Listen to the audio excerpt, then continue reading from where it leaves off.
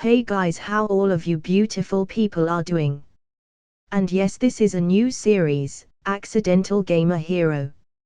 I accidentally saved the world and was granted 3 wishes when I died.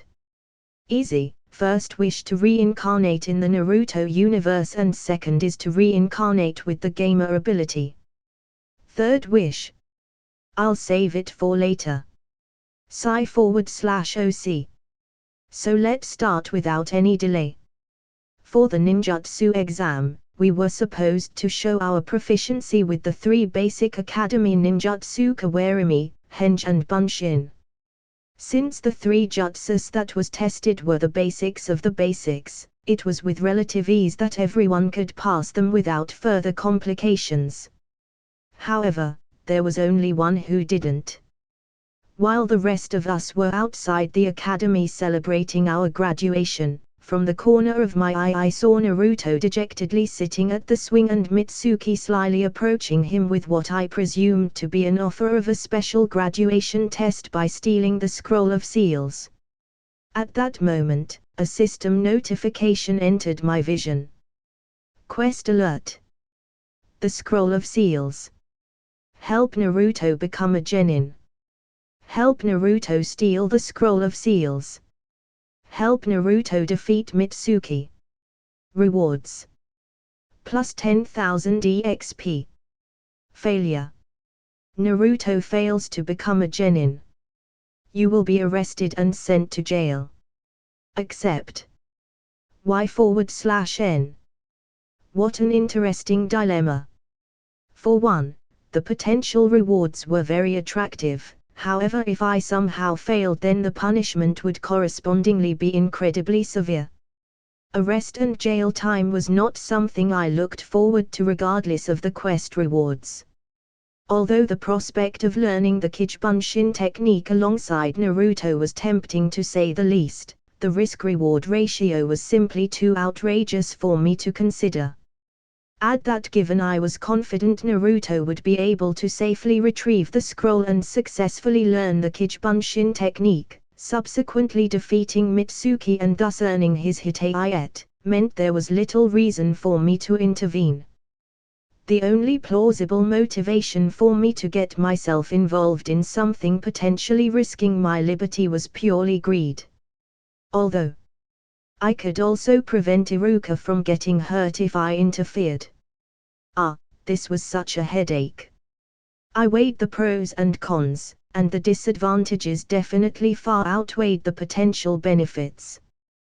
But something was gnawing at the back of my mind. Was it my duty to prevent someone from getting hurt with the knowledge I had, even if I could possibly get into massive trouble for being involved? Damn system and its lessons on altruism. That shit was messing with my brain. Screw that. I shakily moved to decline the quest, but there was something inside me that made me hesitate. Just as I was mulling over the decision, someone shoved me from behind and I accidentally pressed on yes instead of no. Yo, Rookie of the Year. Wanna come over to my place and celebrate our graduation? Ka-san and Ni-san asked me to invite you. Kiba loudly asked, not noticing the expression of pure dread that donned my face. Kiba. What's wrong? You fucking idiot ag. What's wrong with you, ag? Let go of my throat, you crazy bastard. Within a dark room filled with numerous jounin and a glow crystal ball, sat the Hokage surrounded by his most elite shinobi. For the past few hours, they had been watching the graduation exams. So what do you think of our latest genin?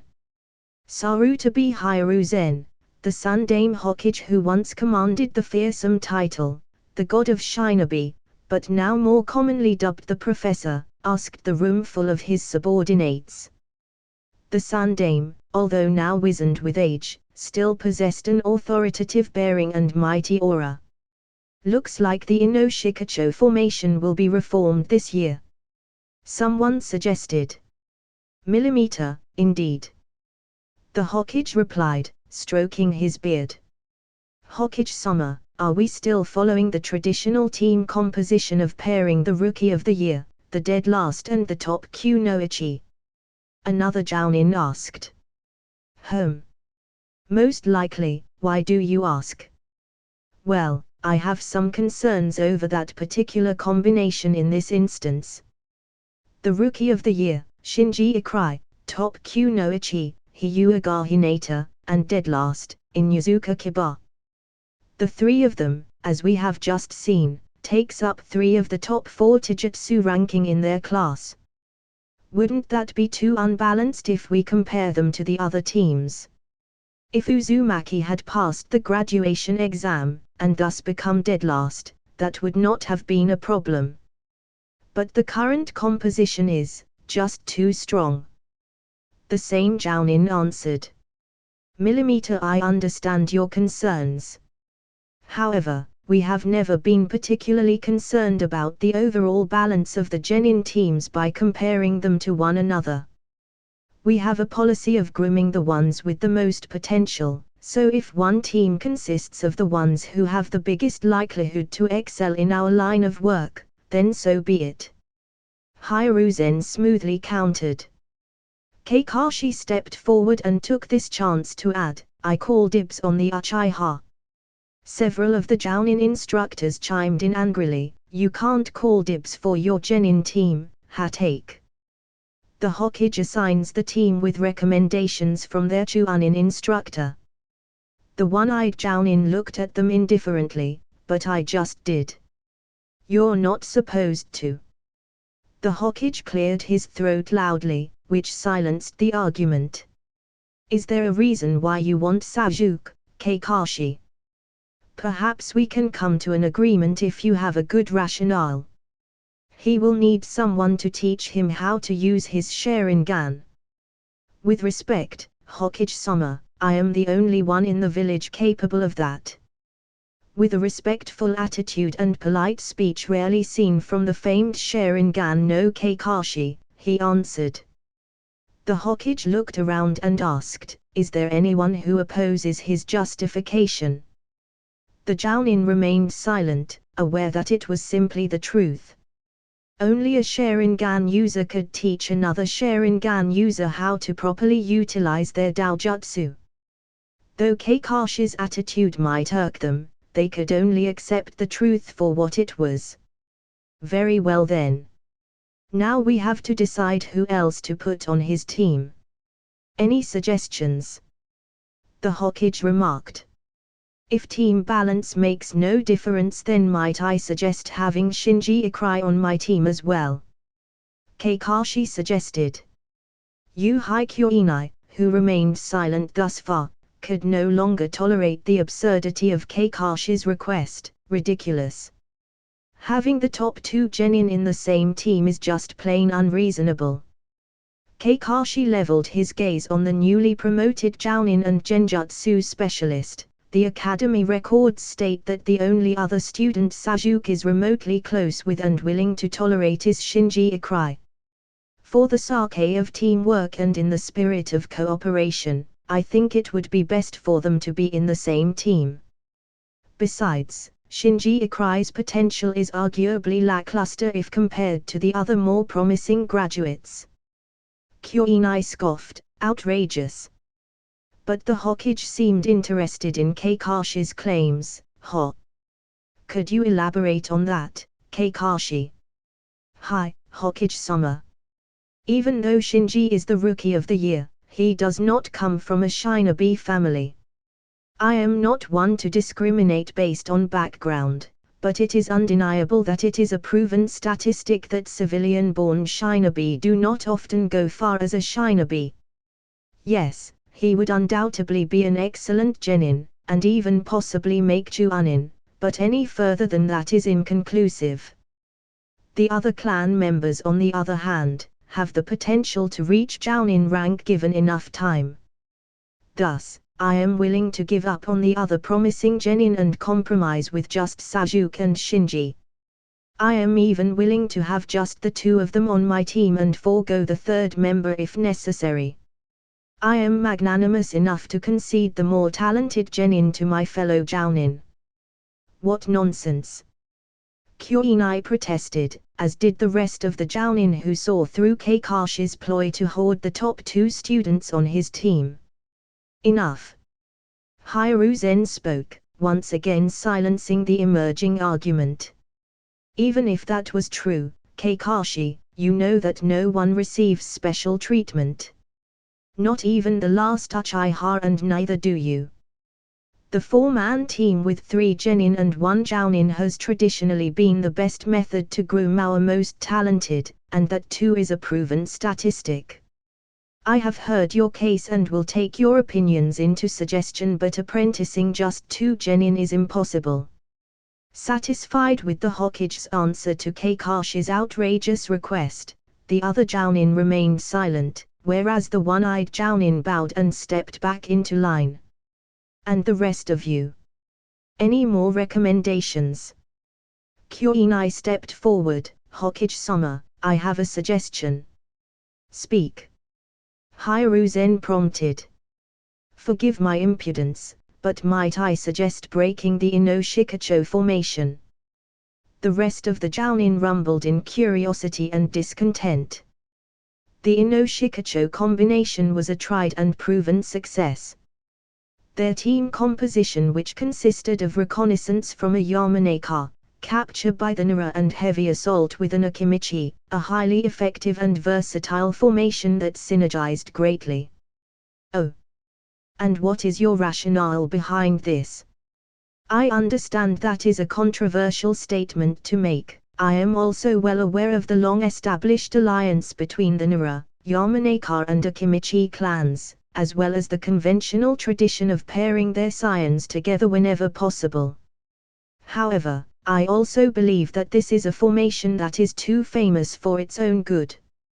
Our enemies are well aware of our tendency to put them together. For good reason. Asuma interjected, but quieted down with a nasty glare from the Kunoichi. But that also means that they have long since formulated strategies to counter this very formation. Innovation is the way forward, and if we only stick with what is orthodox and conventional, then sooner or later we will fall behind our enemies. The Inoshikacho combination is effective and has a precedence of performing well in the field, but my belief is that we cannot always rely on the philosophy of don't fix what isn't broken, and instead we should pursue the philosophy of innovation, that is, to improve on something even if it is not broken. That's all I have to say, Hokage-sama. Some of the jounin gathered still look unconvinced, while the rest seemed deep in thought.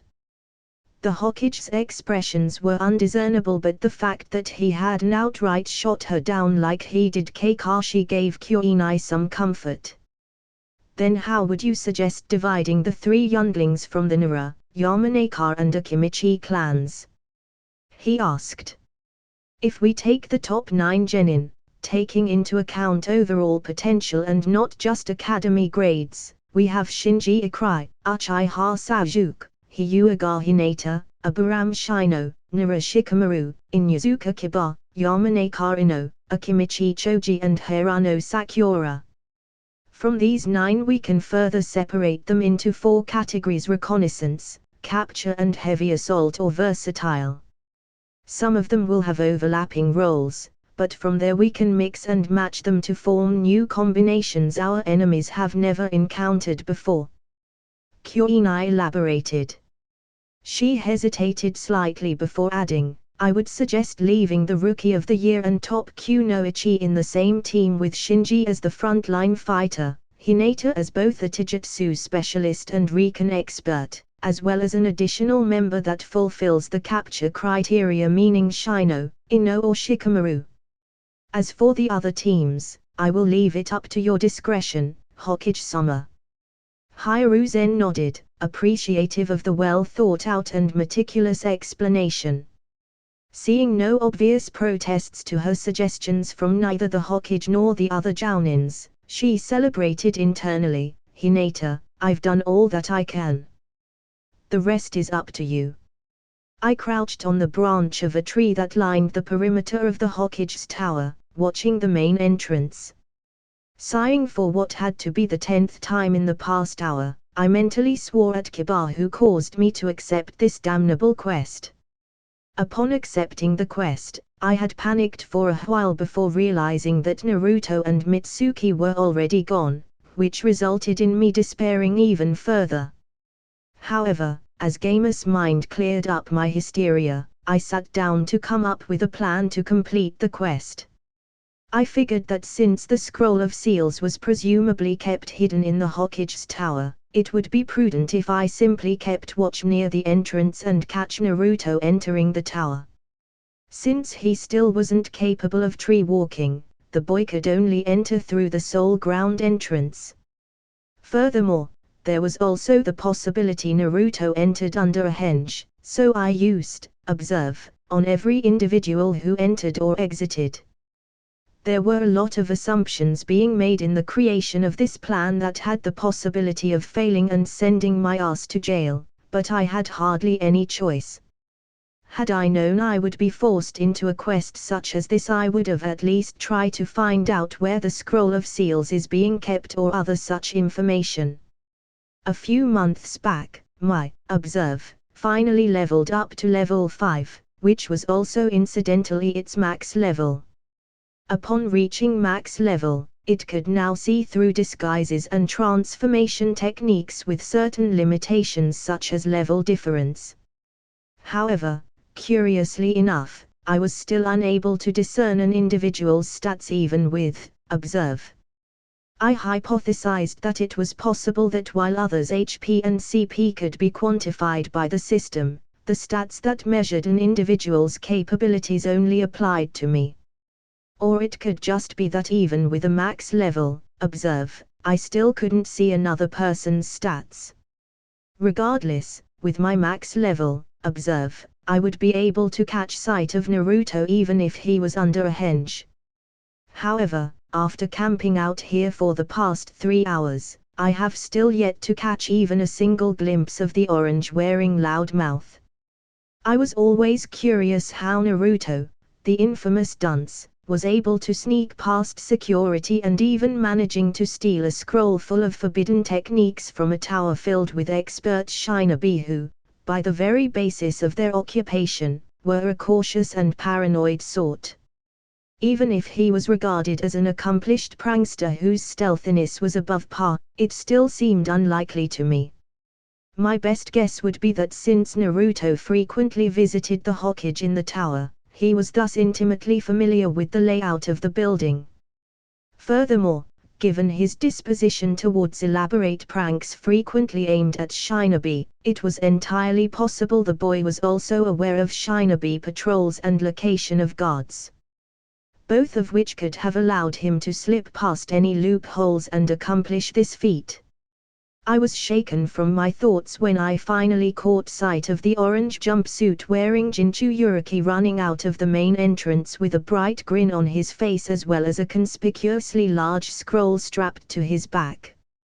It was baffling to me that such a bold exit warranted no attention from any shinobi in the vicinity. Where were the patrols? Where were the guards? Was no one on lookout for infiltrators or foreign spies? Or could it be that Naruto succeeded on his endeavor through sheer dumb luck? Rolling my eyes at the absurdity of it all, I made to follow after Naruto, all the while running across rooftops and other vantage points, making sure to stay unseen and unheard. I didn't need Naruto thinking he was already caught before he learned the most important jutsu in his arsenal. Let's see. The first jutsu is Teijuakage Bunshin. Ah, not another Bunshin technique. That's my worst one. Naruto exclaimed while reading the first section of the Scroll of Seals. Currently, I was crouched on a branch above him, watching and waiting. We were in a secluded part of the forest outside the perimeters of Konohagakyo's walls. It appeared that Naruto was something of an expert in the comings and goings of Konoha's guards and patrols. It did not seem like this was his first foray leaving the village or avoiding Shinobi to do so.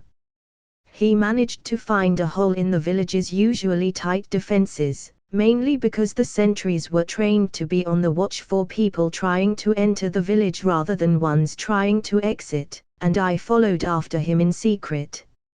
Upon making our way to where we currently were, Naruto unraveled the scroll of seals while I positioned myself in a way that I could also read the scroll over his shoulders. With my Sharingan active, the task of reading the small characters on the scroll in the dark and from a distance was made easy. Then the next jutsu is Bunshin de Bakuha, so are they all Bunshin jutsus? Well, let's just try out the first one. I just have to learn one technique and I will get to graduate. Naruto declared and began reading the instructions for the Kijibunshin technique. Unbeknownst to him, a pair of red eyes with tomos spinning wildly were watching him and reading the scroll at the same time. The red eyes belonged to me, of course, and I was deciding between waiting for Iruka to show up or appearing before Naruto right now.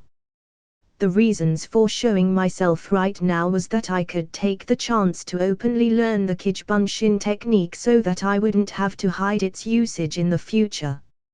Although it would also be difficult to explain myself when Iruka did show up and I was alongside Naruto learning a jutsu from the Scroll of Seals. Mulling over it for a while more, I decided that the best course of action for me right now, which could ensure both the safety of Naruto and Iruka, as well as my own personal liberty, would be to only appear when Iruka showed up. Being seen with Naruto with the Scroll of Seals would be pretty damning evidence of criminal activity on my part. And while Naruto might be forgiven since he was both not yet an official genin and also given his history, his loyalty to the village might not be in doubt. I, on the other hand, was an orphan who had no real connection to the village. It wouldn't be far-fetched for investigators to think I might be working for a foreign village or Orochimaru. Thus, I had to be extra cautious about the timing of my intervention, since it would be entirely possible for me to be suspected of treason given the sensitive nature of the Scroll of Seals. At least I could take the time now to learn the Kijibunshin by reading the scroll. And even if I couldn't, I might just be able to copy the jutsu with my Sharingan eyes when Naruto figures it out. If what was written in the scroll was correct, then a shadow clone is created by evenly dividing the user's chakra. Unlike the basic clone technique, shadow clones were physically real and possesses the same clothing, damage, and transformations as the user at the time of their creation. Most tools and weaponry are copied when the shadow clones are created except for complicated technology. Even though the scroll detailed the instructions for learning Teiju Kijibunshin no Jutsu, the precursor technique, that is, Kijibunshin no Jutsu, was also included.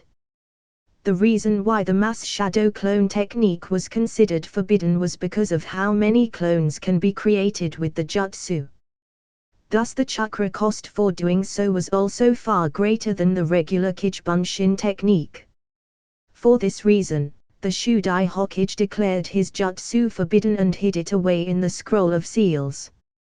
But the base technique itself was simple enough to learn. Forming a physical construct of your body using chakra and then imbuing half of your chakra into it. Upon doing so, shape a rudimentary chakra network which will then snap into place once the clone was fully formed. There were a few other subtleties to the technique, but nothing that made it overly complex. Kijibunshin no Jutsu has been added to your skill page. An hour or so later, Naruto finally decided enough reading and it was time for him to actually start practicing. It took more than a few tries, but eventually he managed to create a dozen clones on his first successful attempt. Yater! I did it! I can become a genin now! The Naruto clones chorused together before looking at each other blinking. This is kinda weird. one of them commented before going up to another and poking its face. "Hey, quit it!" The Naruto being poked yelled, while the one doing the poking recoiled. "Whoa, you can talk. So what? You can talk too, right? Big deal. Alright, this is getting too creepy."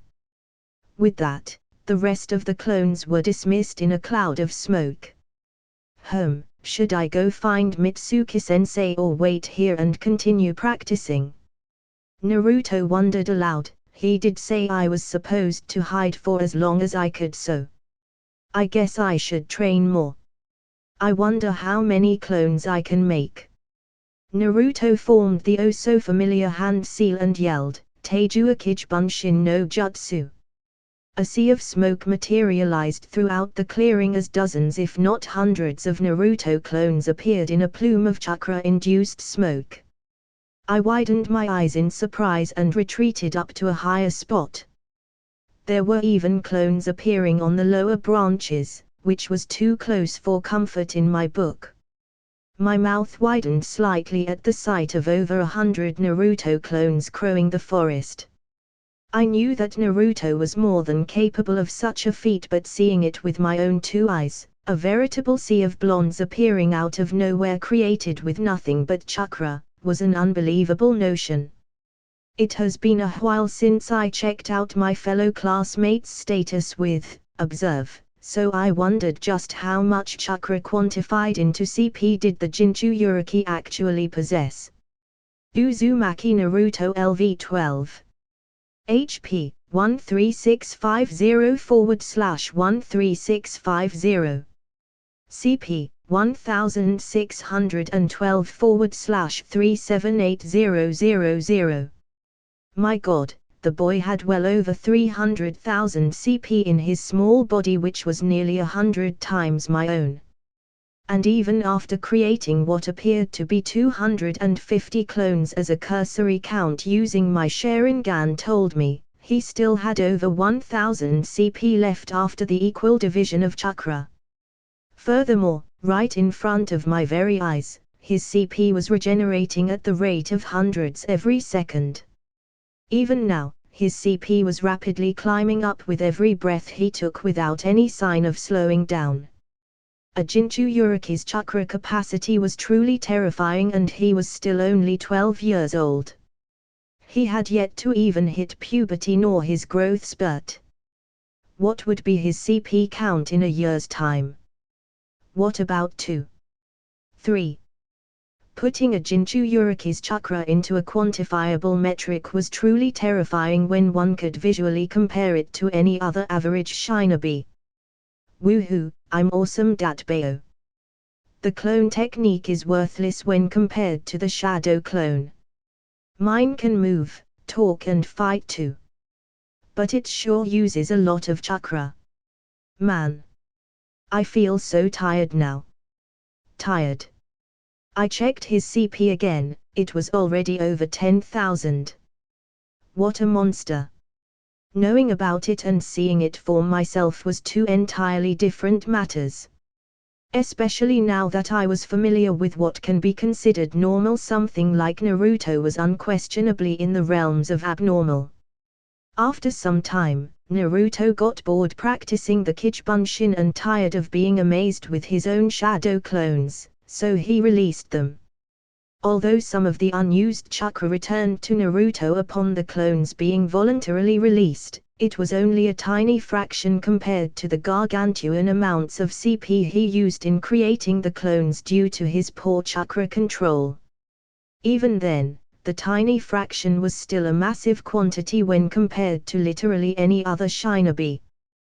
The blonde sat down on the floor, exhausted from the generous and flagrant use of his chakra. At that moment, I heard the slightest sound of feet hitting grass as someone entered my peripheral vision.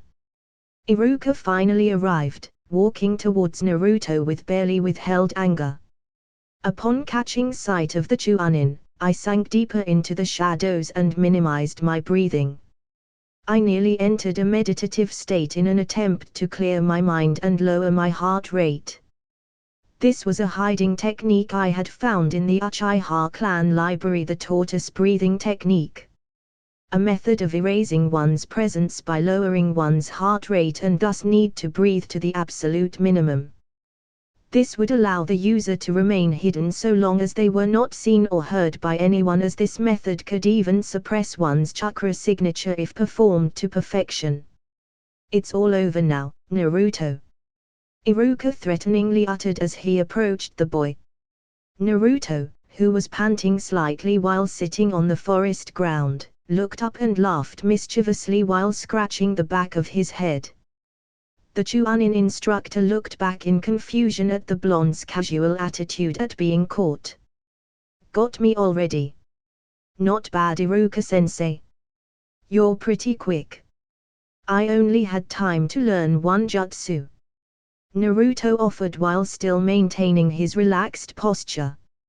Iruka eyed the sweat stains and other signs of fatigue on the boy, realizing that Naruto had been out here practicing the entire time. "Listen, Iruka-sensei. I'm going to show you this amazing jutsu, and you're going to let me graduate. Then everything will be okay. That's the way it works, right? Anyone who learns a jutsu from this scroll passes," Naruto exclaimed enthusiastically. The Chuunin widened his eyes in shock. "Huh? Where'd you get that idea?" Naruto waved his arms around out excitedly. "Mitsuki-sensei told me about it, Datbeo. He told me where to find this scroll, and this place too. He said I had to hide for as long as I could and learn a jutsu from the scroll." Just as Iruka was processing the surprising revelation Naruto had just shared, he sensed a volley of kunais flying towards Naruto from behind. "Look out!" he yelled out as he pushed the Jinchuriki out of harm's way. The Chuunin hastily retrieved his own kunai and batted away the most dangerous ones headed his way. But unfortunately he had to allow a few of the kunais that were going to hit the non-lethal areas of his body through. "Kgh."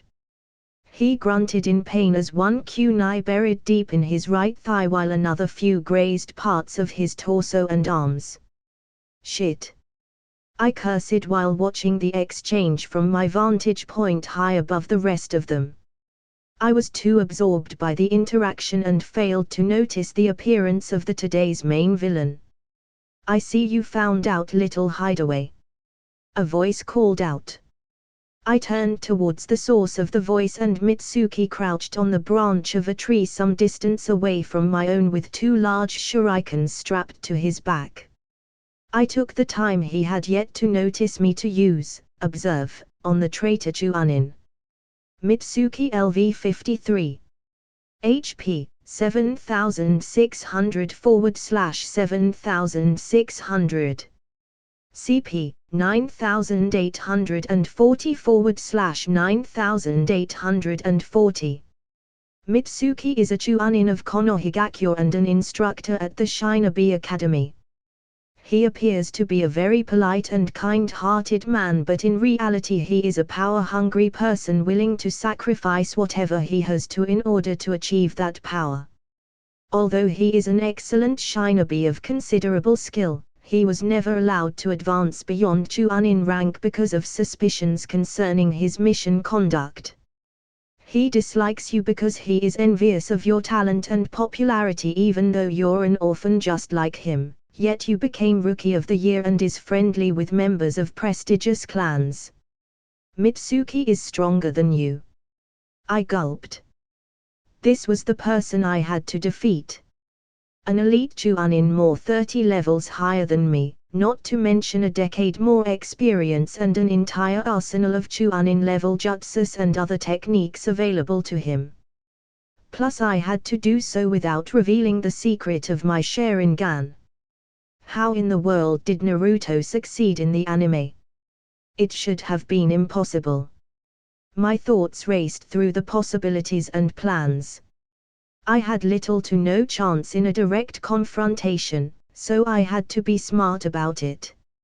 A sneak attack was the most likely scenario I would have even the slightest chance of succeeding, but how likely was it that I could sneak up on an accomplished Chuunin?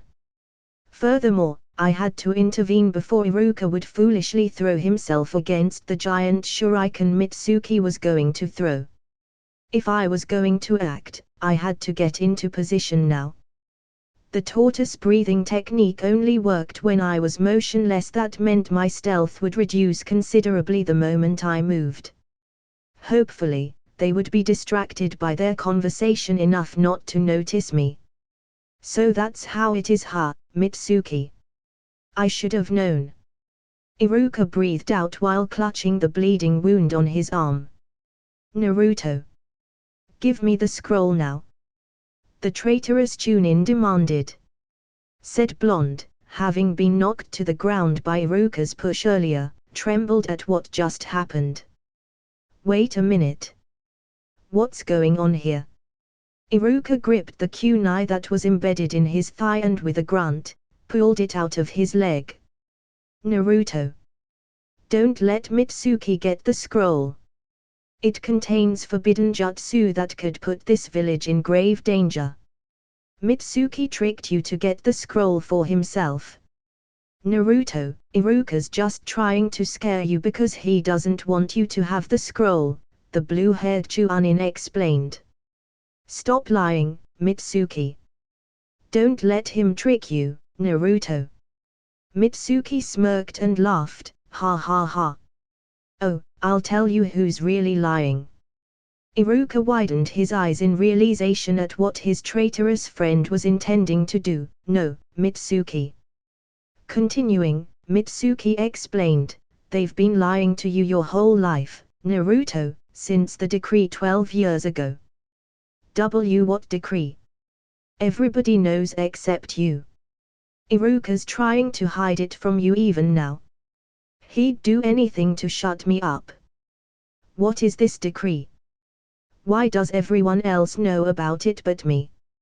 Naruto asked, confused beyond measure, yet he was also deeply curious at the apparent giant secret everyone had constructed around him.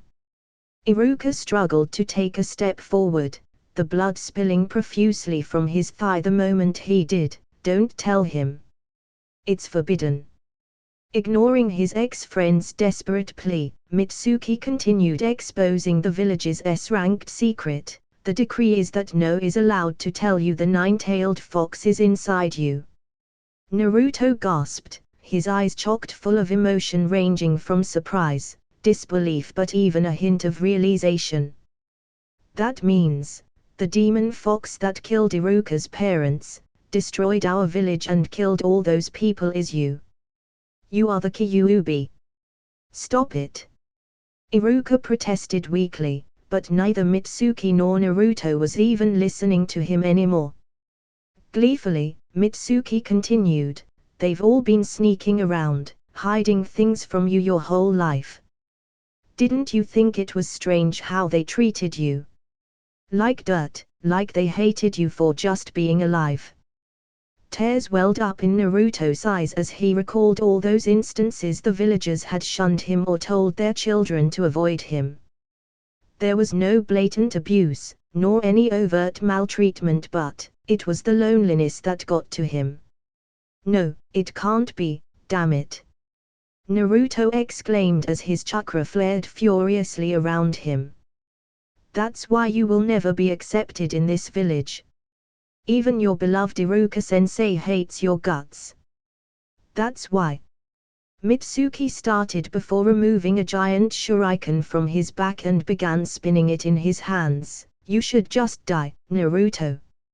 As Mitsuki poised himself to fling the giant weapon at the shell-shocked blonde, at that moment I jumped down from my hiding spot above him and stabbed Kotetsu no Ryu, strengthened by Power Strike, deep into his shoulder. Kiwu. The Chuunin yelled out before turning the spinning shuriken on me, but I had already leapt off at that point and used Flash Step to reappear on the opposite side. Now that I was out in the open and no longer needed to hide my presence, chakra surged through my body and weapon as I activated chakra enhancement and chakra flow, along with using whirlwind steps to double my speed. I flashed forward and tried running through the Chuanin with my katana, keyword being tried. The blade sank 2 or 3 inches deep before I was met with a kick that threw me back, but I managed to negate any damage by jumping back the moment it did. Throughout the entire exchange between the 3 of them, I was stealthily moving into position above Mitsuki. Once I did, however, the traitor was already about to throw the giant shuriken at Naruto, so I was forced to attack right away. And since I did not want to give away the sneak attack lest he discovered me, I refrained from reinforcing myself with chakra enhancement or chakra flow. Furthermore, that first strike was aimed at Mitsuki's neck, however he must have sensed something and moved just slightly out of the way, resulting in my sword stabbing his shoulder instead. Otherwise, I could have ended him right there and then. And that kick too. If my Sharingan was activated at that moment, I not only could have avoided the kick, but I could have also cut his foot right off. I jumped down on the forest floor in front of Iruka and Naruto, before holding up my sword protectively, which elicited dual cries of Shinji from the 2 of them. What? How? Why? Iruka stumbled out while Naruto just watched me silently, which was out of character from the blonde. He must have still been too shocked at the double whammy that was the revelation of his Jinchuriki status and my sudden appearance. You fucking brat! Mitsuki screamed while clutching at the deep wound on his shoulder. I knew from the sensation of blade carving through bone the moment I had stabbed him that his left shoulder was functionally disabled from that, which meant jutsu should be out of his capabilities at the moment. I'm going to kill you. Shut your mouth, you traitor. Iruka-sensei, can you fight? Because I don't think I can take on Mitsukitam on my own. I asked while still keeping an eye on the blue-haired Chuanin. Iruka still looked confused, but he cautiously put weight on his injured leg and immediately hissed at the shooting pain. I can't move well, the kunai must have damaged some nerves or a tendon. But why are you here, Shinji? I nodded, we can talk about that later. For now, protect Naruto and the scroll, support me from a distance with jutsu and throwing weapons. I will manage somehow. The brown-haired Chuanin hesitated slightly but nodded all the same. Turning my attention to Naruto, I spoke. Naruto, are you okay?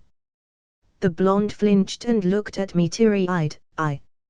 Shinji, did you hear? Did you know? I'm the Kyuubi. Ha! Are you stupid? I bluntly asked. What? What are you even talking about? You're Naruto. Always have been and always will be. No, you don't understand. The Kyuubi is inside me. I killed Iruka-sensei's parents and all those people. It was me, I did that. Naruto bawled, a complete 180 of the cheerful loud mouth he usually was. Naruto. Iruka muttered, his concern for the blonde growing. I rolled my eyes. Hey Baker, if you're the Kyuubi, then I must be hallucinating or something because you don't like a 50-story tall demon-tailed beast to me. But Mitsuki said. I cut him off, you seriously gonna believe anything that traitor says? He could be lying through his teeth to try and get that scroll for all we know.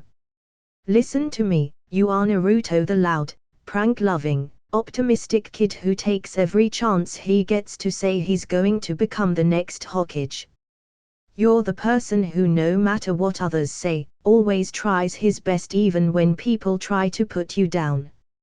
You're the person who picks himself back up, laughs at adversity and punches the living daylights out of whatever knocked you down in the first place. Anything other than that is irrelevant. I don't care about it, and neither should you.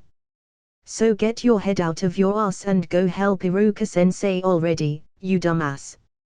Naruto widened his eyes in realization and understanding before wiping away the snot and tears that had been dribbling out of his orifices. You're right. My name is Uzumaki Naruto, and I am going to be the next Hokage Datbao. Iruka's gaze softened and he gave a bitter smile. Looking down, he muttered to himself, that's right. Naruto is Naruto. Anything other than that doesn't matter. He looked back up, gritted his teeth before moving in front of the blonde protectively. Naruto, I'm sorry. I should have been there for you more. You feel lonely and it hurts you inside. No child should have to suffer that much alone. I let you down. Halfway through his words, Iruka was already crying. Naruto, you're not the Kyuubi. You're my precious student, and nothing anyone can say will convince me otherwise. Iruka-sensei. However, their tearful exchange was cut short by a giant shuriken flying at them, which I leapt at and knocked it away with my katana. You bastards are really ignoring me, huh? Mitsuki shouted out, while retrieving his last remaining giant shuriken from his back. Don't make me laugh. Iruka has always hated you, Naruto. He was orphaned because the Kyuubi killed his parents, and that beast is now inside you. He's just saying anything to get the scroll from you. Did you really think he could forgive the monster who murdered his parents? Shut the hell up, Mitsuki. Iruka angrily yelled back before turning to Naruto to see if the traitor's words had any effect while I stayed vigilant against any further attacks. This was a breakthrough moment for Naruto, and as much as I wanted to carve out Mitsuki's tongue and chop off his head, this was necessary for the kid. This would be the moment he learned to accept his Jinchuriki status and forgive the village for lying to him all these years. Don't listen to him, Naruto. He's just lying to you. Iruka implored. Naruto appeared downcasted for a moment, and my heart twitched, wondering if my intervention had screwed things up somehow. Should I have let Iruka take the giant shuriken in the back? Was the trigger for Naruto to summon up his army of clones and avenge his wounded sensei now missing?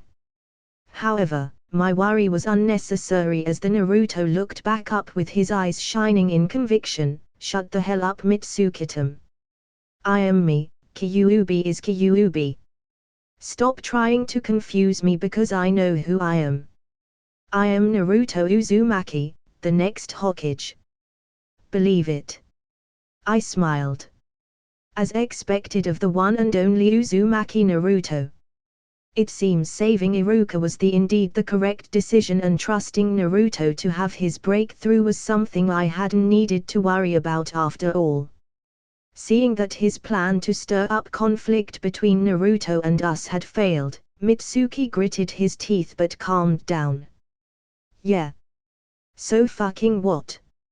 A half-baked, injured Chunin, a rookie genin and the dead last of the academy. All I need to do is kill the three of you and take the scroll from your dead bodies. Then I can leave the village and attain ultimate power with the forbidden techniques in it.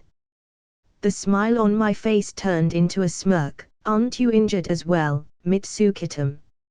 I know how deep I stabbed you, your blood must be gushing out right now.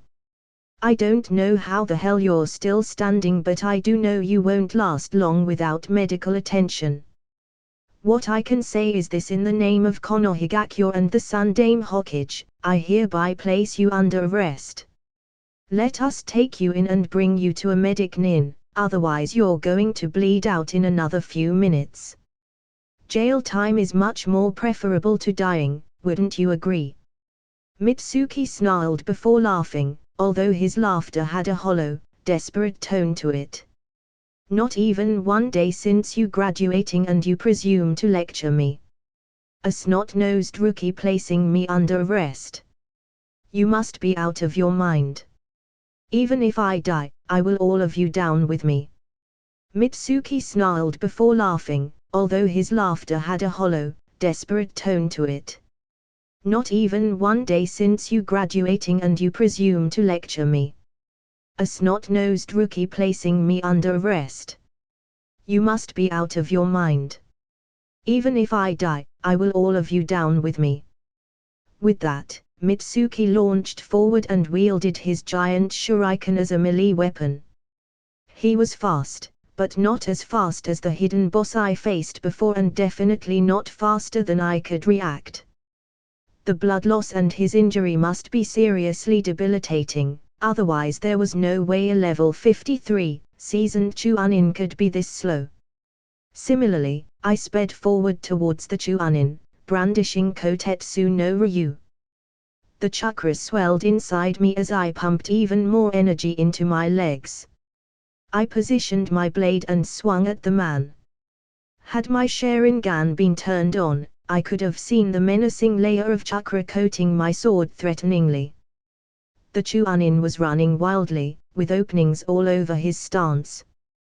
There was no semblance of rationality nor proficiency in his steps.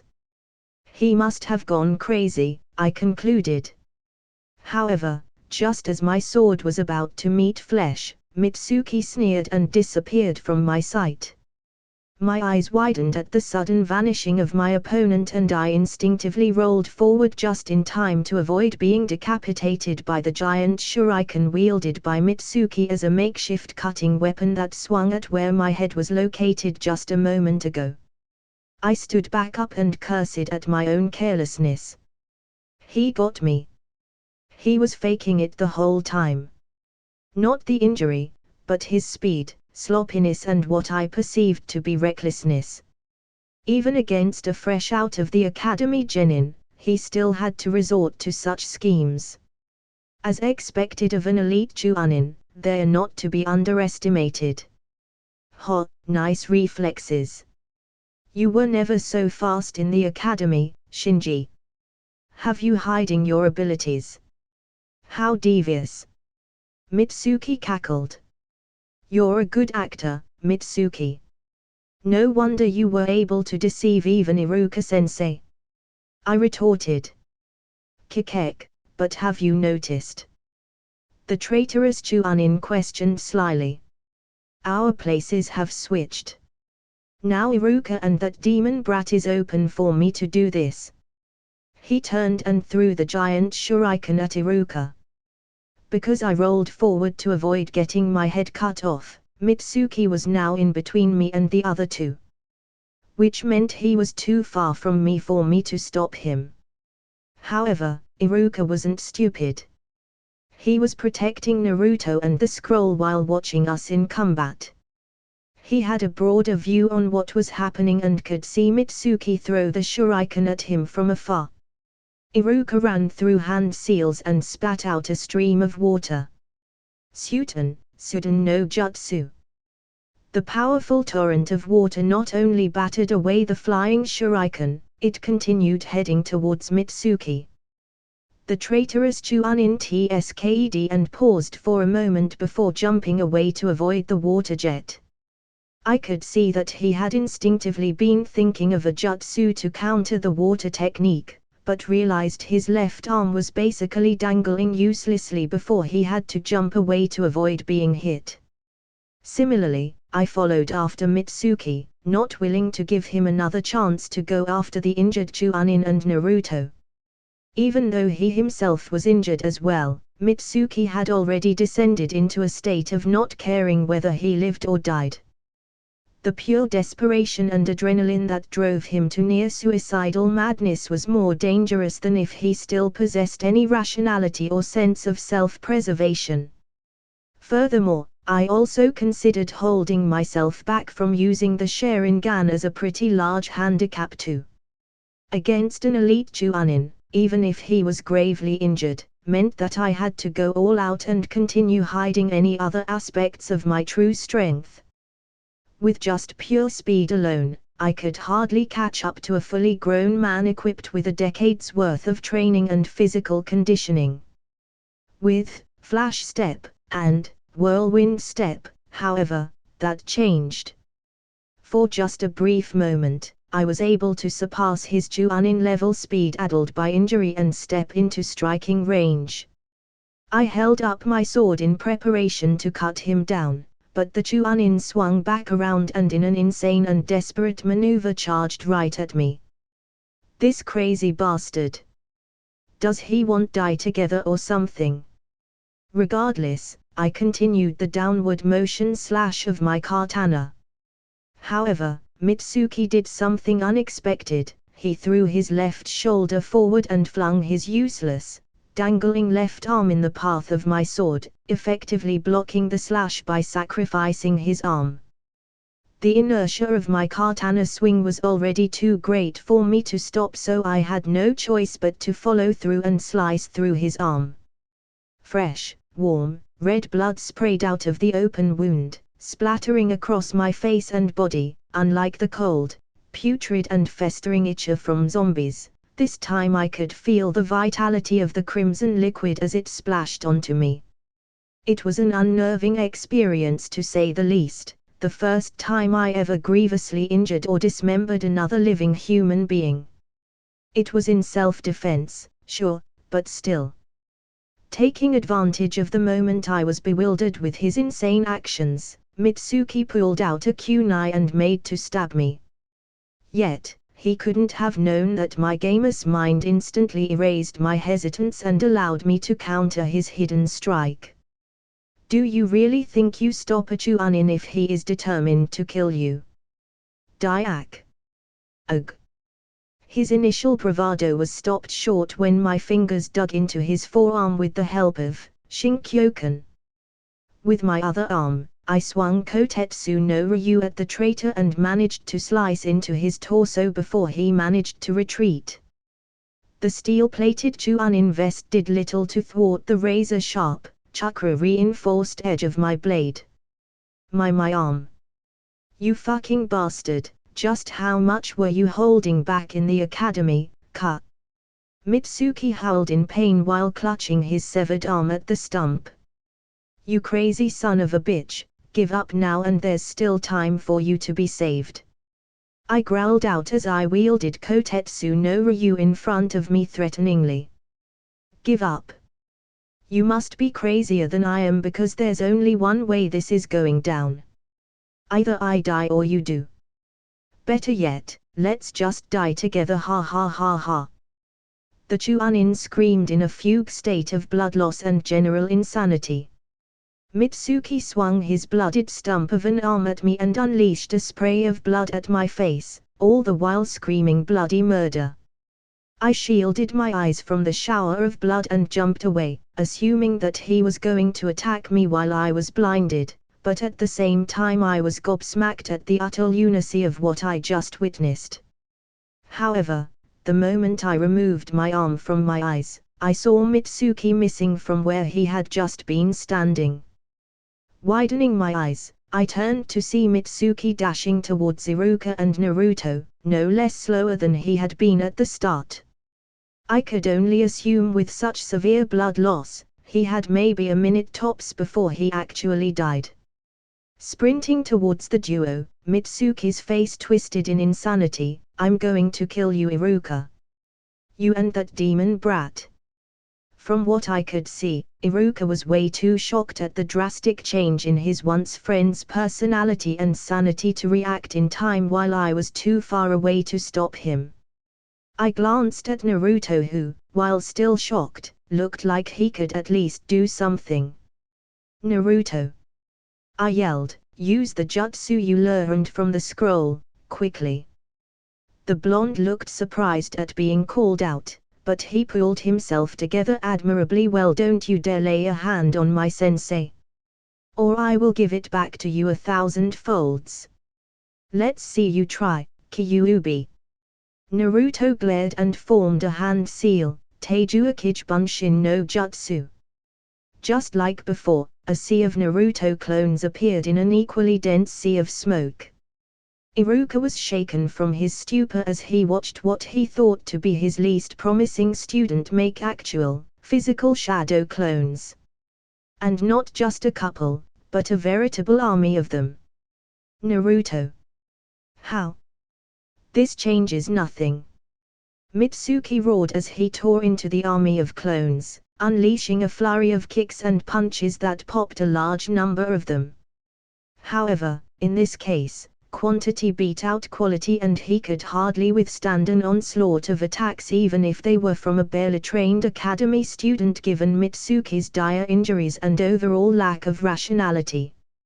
At first I was proud of the blonde for pulling through in a moment of crisis, however I soon realized something terrible. I shoved my way through the crowd of clones shouting, "Naruto, wait! Stop!" When I got to the middle of the crowd and pulled off two clones that were kicking and punching the now unmoving Mitsuki, I gulped. The frenzy of battle and fog of war faded away from the Naruto clones as we looked down at the motionless body of the traitor. Iruka, half a beat behind me, also pushed his way through the crowd and gasped when he saw it. I knelt down, and though I knew it to be a futile gesture, checked for Mitsuki's pulse. There was none. He's dead. With a poof, the sea of clones disappeared as the original Naruto looked startled at my announcement. Wait, no way. He's dead. Doesn't that mean that I killed him? Immediately I stood up and gripped his shoulders. You're wrong. I was the one who killed him. It was me. But Naruto was barely taking in my words as he continued staring at Mitsuki's corpse, his eyes slowly glazing over. I couldn't even begin to comprehend the guilt and self-condemnation that was running through the boy's mind right now. I literally couldn't, since I had Gamer's mind that erased any such thoughts from my mind before I could even comprehend them. Oi! Naruto! Listen to me! I shook his shoulders roughly to no avail. Just as I was about to slap him awake, a hand landed on Naruto's shoulder. Iruka grimly, but gently and softly said, "Naruto. It's not your fault." Only Iruka's voice could wake the boy from his stupor. Naruto looked at Iruka beside him. I didn't mean to, I just wanted to stop him. I know, Naruto. You saved me. Thank you. Iruka-sensei, Naruto choked out before burying his face into Iruka's Chunin vest balling. I shared a look with the Chunin instructor. Nodding, I turned and left to find help. But not before a notification from the system got my attention. Quest, the Scroll of Seals, completed. Help Naruto become a genin. Help Naruto steal the Scroll of Seals, square root. Help Naruto defeat Mitsuki, square root. Iruka HP above 50%, square root. Capture Mitsuki alive, X. Rewards. Plus 10,000 EXP. Hidden, plus 5 points. Hidden, plus 5 points, X. You have leveled up. Well, what's done is done, Naruto-kun. You're not entirely to blame for being tricked into stealing the Scroll of Seals, it was only natural for you to trust your sensei. In fact, I should be commending you for managing to learn the Kichibunshin technique, an extremely advanced jutsu, in such a short period of time and being brave enough to defend your sensei when he needed help. Sarutobi Hiruzen gently stated. Only around an hour had passed since Naruto, or rather I killed Mitsuki. After I found some Chunins who were still out searching for the blonde, I reported to them what had happened in the forest. They followed me back to the secluded area where Naruto had been learning from the Scroll of Seals, and that was when some Anbu agents suddenly appeared out of thin air. They recovered the scroll as well as Mitsuki's body before escorting Naruto, Iruka and I to the Hokage's office. Before we left, however, I administered medical treatment to Iruka's injury. I realized that there was no longer any point in trying to hide my abilities, since the entire fiasco tonight had more than revealed the fact that I had been holding back all this time. Furthermore, my medical ninjutsu was never meant to be hidden. That was the whole point of me seeking out a teacher and preparing an answer for when I would be questioned on it. On the way to the Hokage's office, after speaking to Iruka and Naruto, I could discern that although Iruka had done his best to console Naruto and rationalize his murder in self-defense, there was still some remnant guilt and shame left plaguing the kid. I then tried to explain to the blonde as well, that I was the one responsible for grievously injuring Mitsuki, thus the blame for killing him falls on me. He did nothing wrong, so he couldn't blame himself for anything. Naruto just nodded mutely at my words. Upon reaching the Hokage's office, Iruka took charge as was expected of the ranking officer on the scene and explained all that had happened, while I occasionally chimed in to add to anything left out from the story. Which brings us to this point now. Naruto looked up from his glum state. Gigi. Mitsuki, I think I killed him. Before the Hokage could respond, however, I clenched my fist and stepped forward. Hokage-sama, respectfully, Naruto had nothing to do with Mitsuki's death. I was the one who. The Sundame cut me off by holding up a hand. You don't have to explain. There is no blame that will fall on either of you for taking the life of a traitor.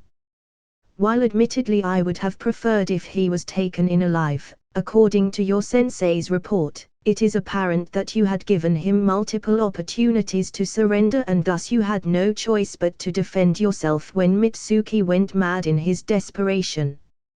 But Gigi, it was me who beat him to death. Even now, I can still remember the feeling of punch and kicking him from 100 different perspectives. How can I just forget about that? Naruto exclaimed, tearing up. Iruka placed a hand on his shoulder. Naruto, remember what I told you. If you hadn't done what you did, then something unimaginable might have happened otherwise. I nodded in agreement. That's right. Besides, I already said it, I was the one who killed him. Even if you hadn't used your jutsu, he was already losing massive amounts of blood from when I cut off his arm. He only had another minute to live, so he would have died regardless. But in that minute, if you hadn't used your jutsu, he might have hurt Iruka-sensei or you, or even worse, he might have killed one of you. Instead of blaming yourself, you should instead feel proud that you managed to protect your Iruka-sensei. Excellently put, Shinji-kun. They're both right, Naruto-kun. Killing is an inevitability in our line of work, no matter how distasteful it is. The Hokage remarked. At the very least, when you have no choice but to take a life, make sure that the person is evil and thus deserved what was coming to him. Naruto looked shaken at what we said, but still had some lingering doubts. But still. Weren't we always taught that it is important to forgive and have mercy?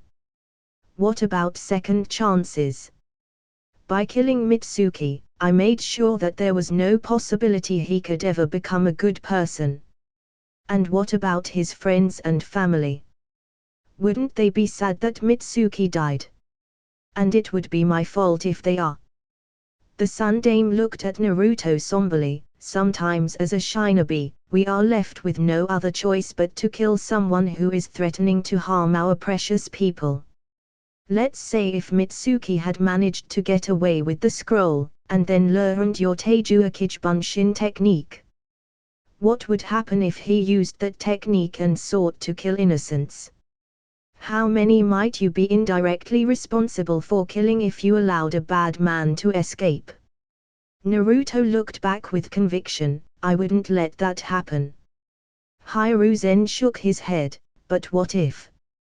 You can't be everywhere all at once. It is impossible for you to stop him or anyone like him from doing something bad after you let him live. Wouldn't you have no choice but to kill him before he could hurt anyone else? I don't care if it is possible or not. There is always a way.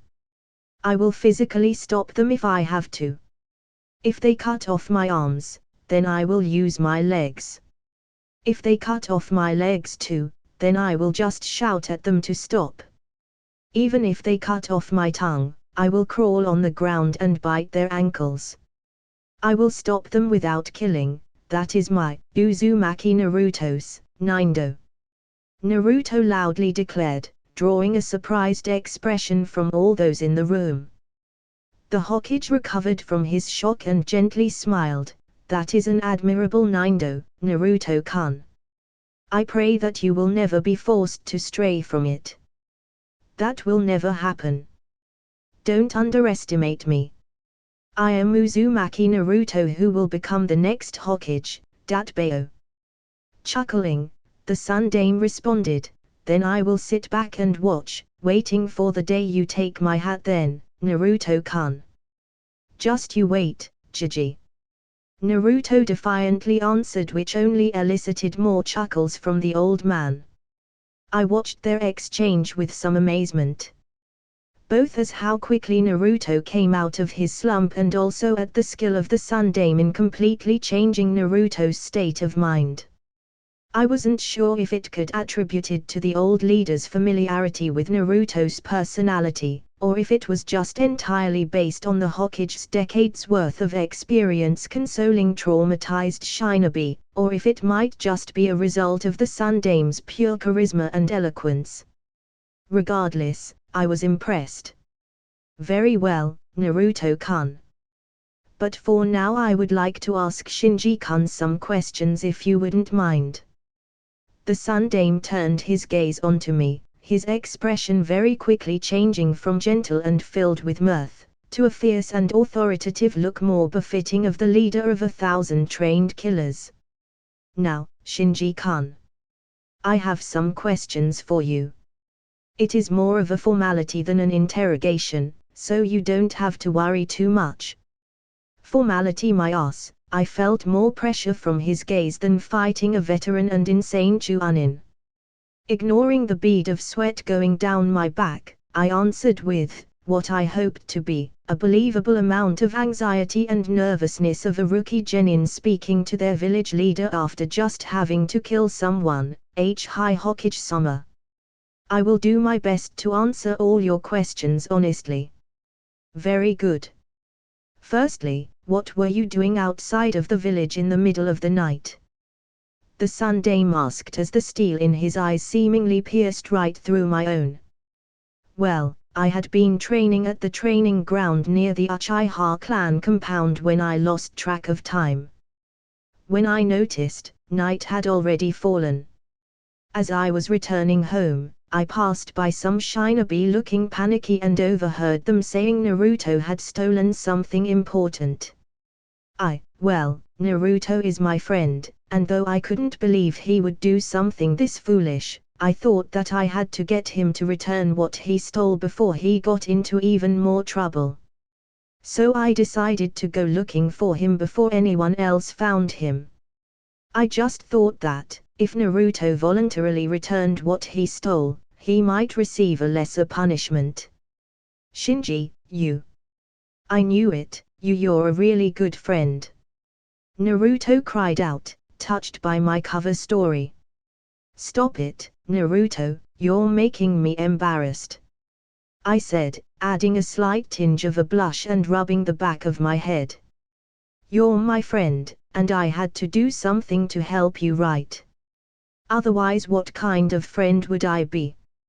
Naruto almost teared up, but the Hokage didn't seem as convinced. Is that so?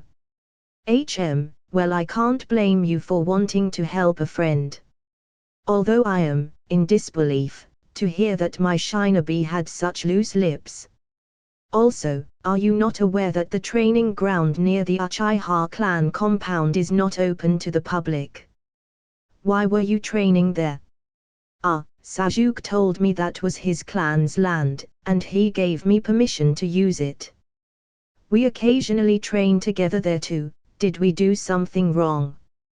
I explained timidly. He did.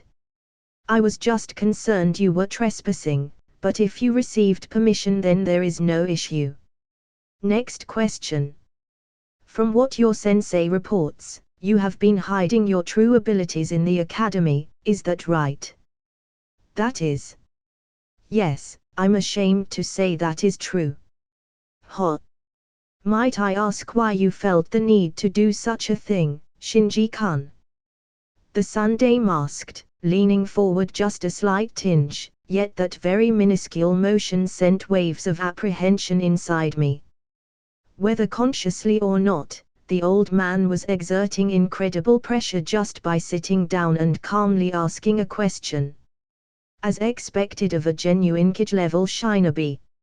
I think one could consider my reasons for hiding my capabilities to be foolish, but to completely honest, I didn't want to leave my friends in the academy, Hokage-sama.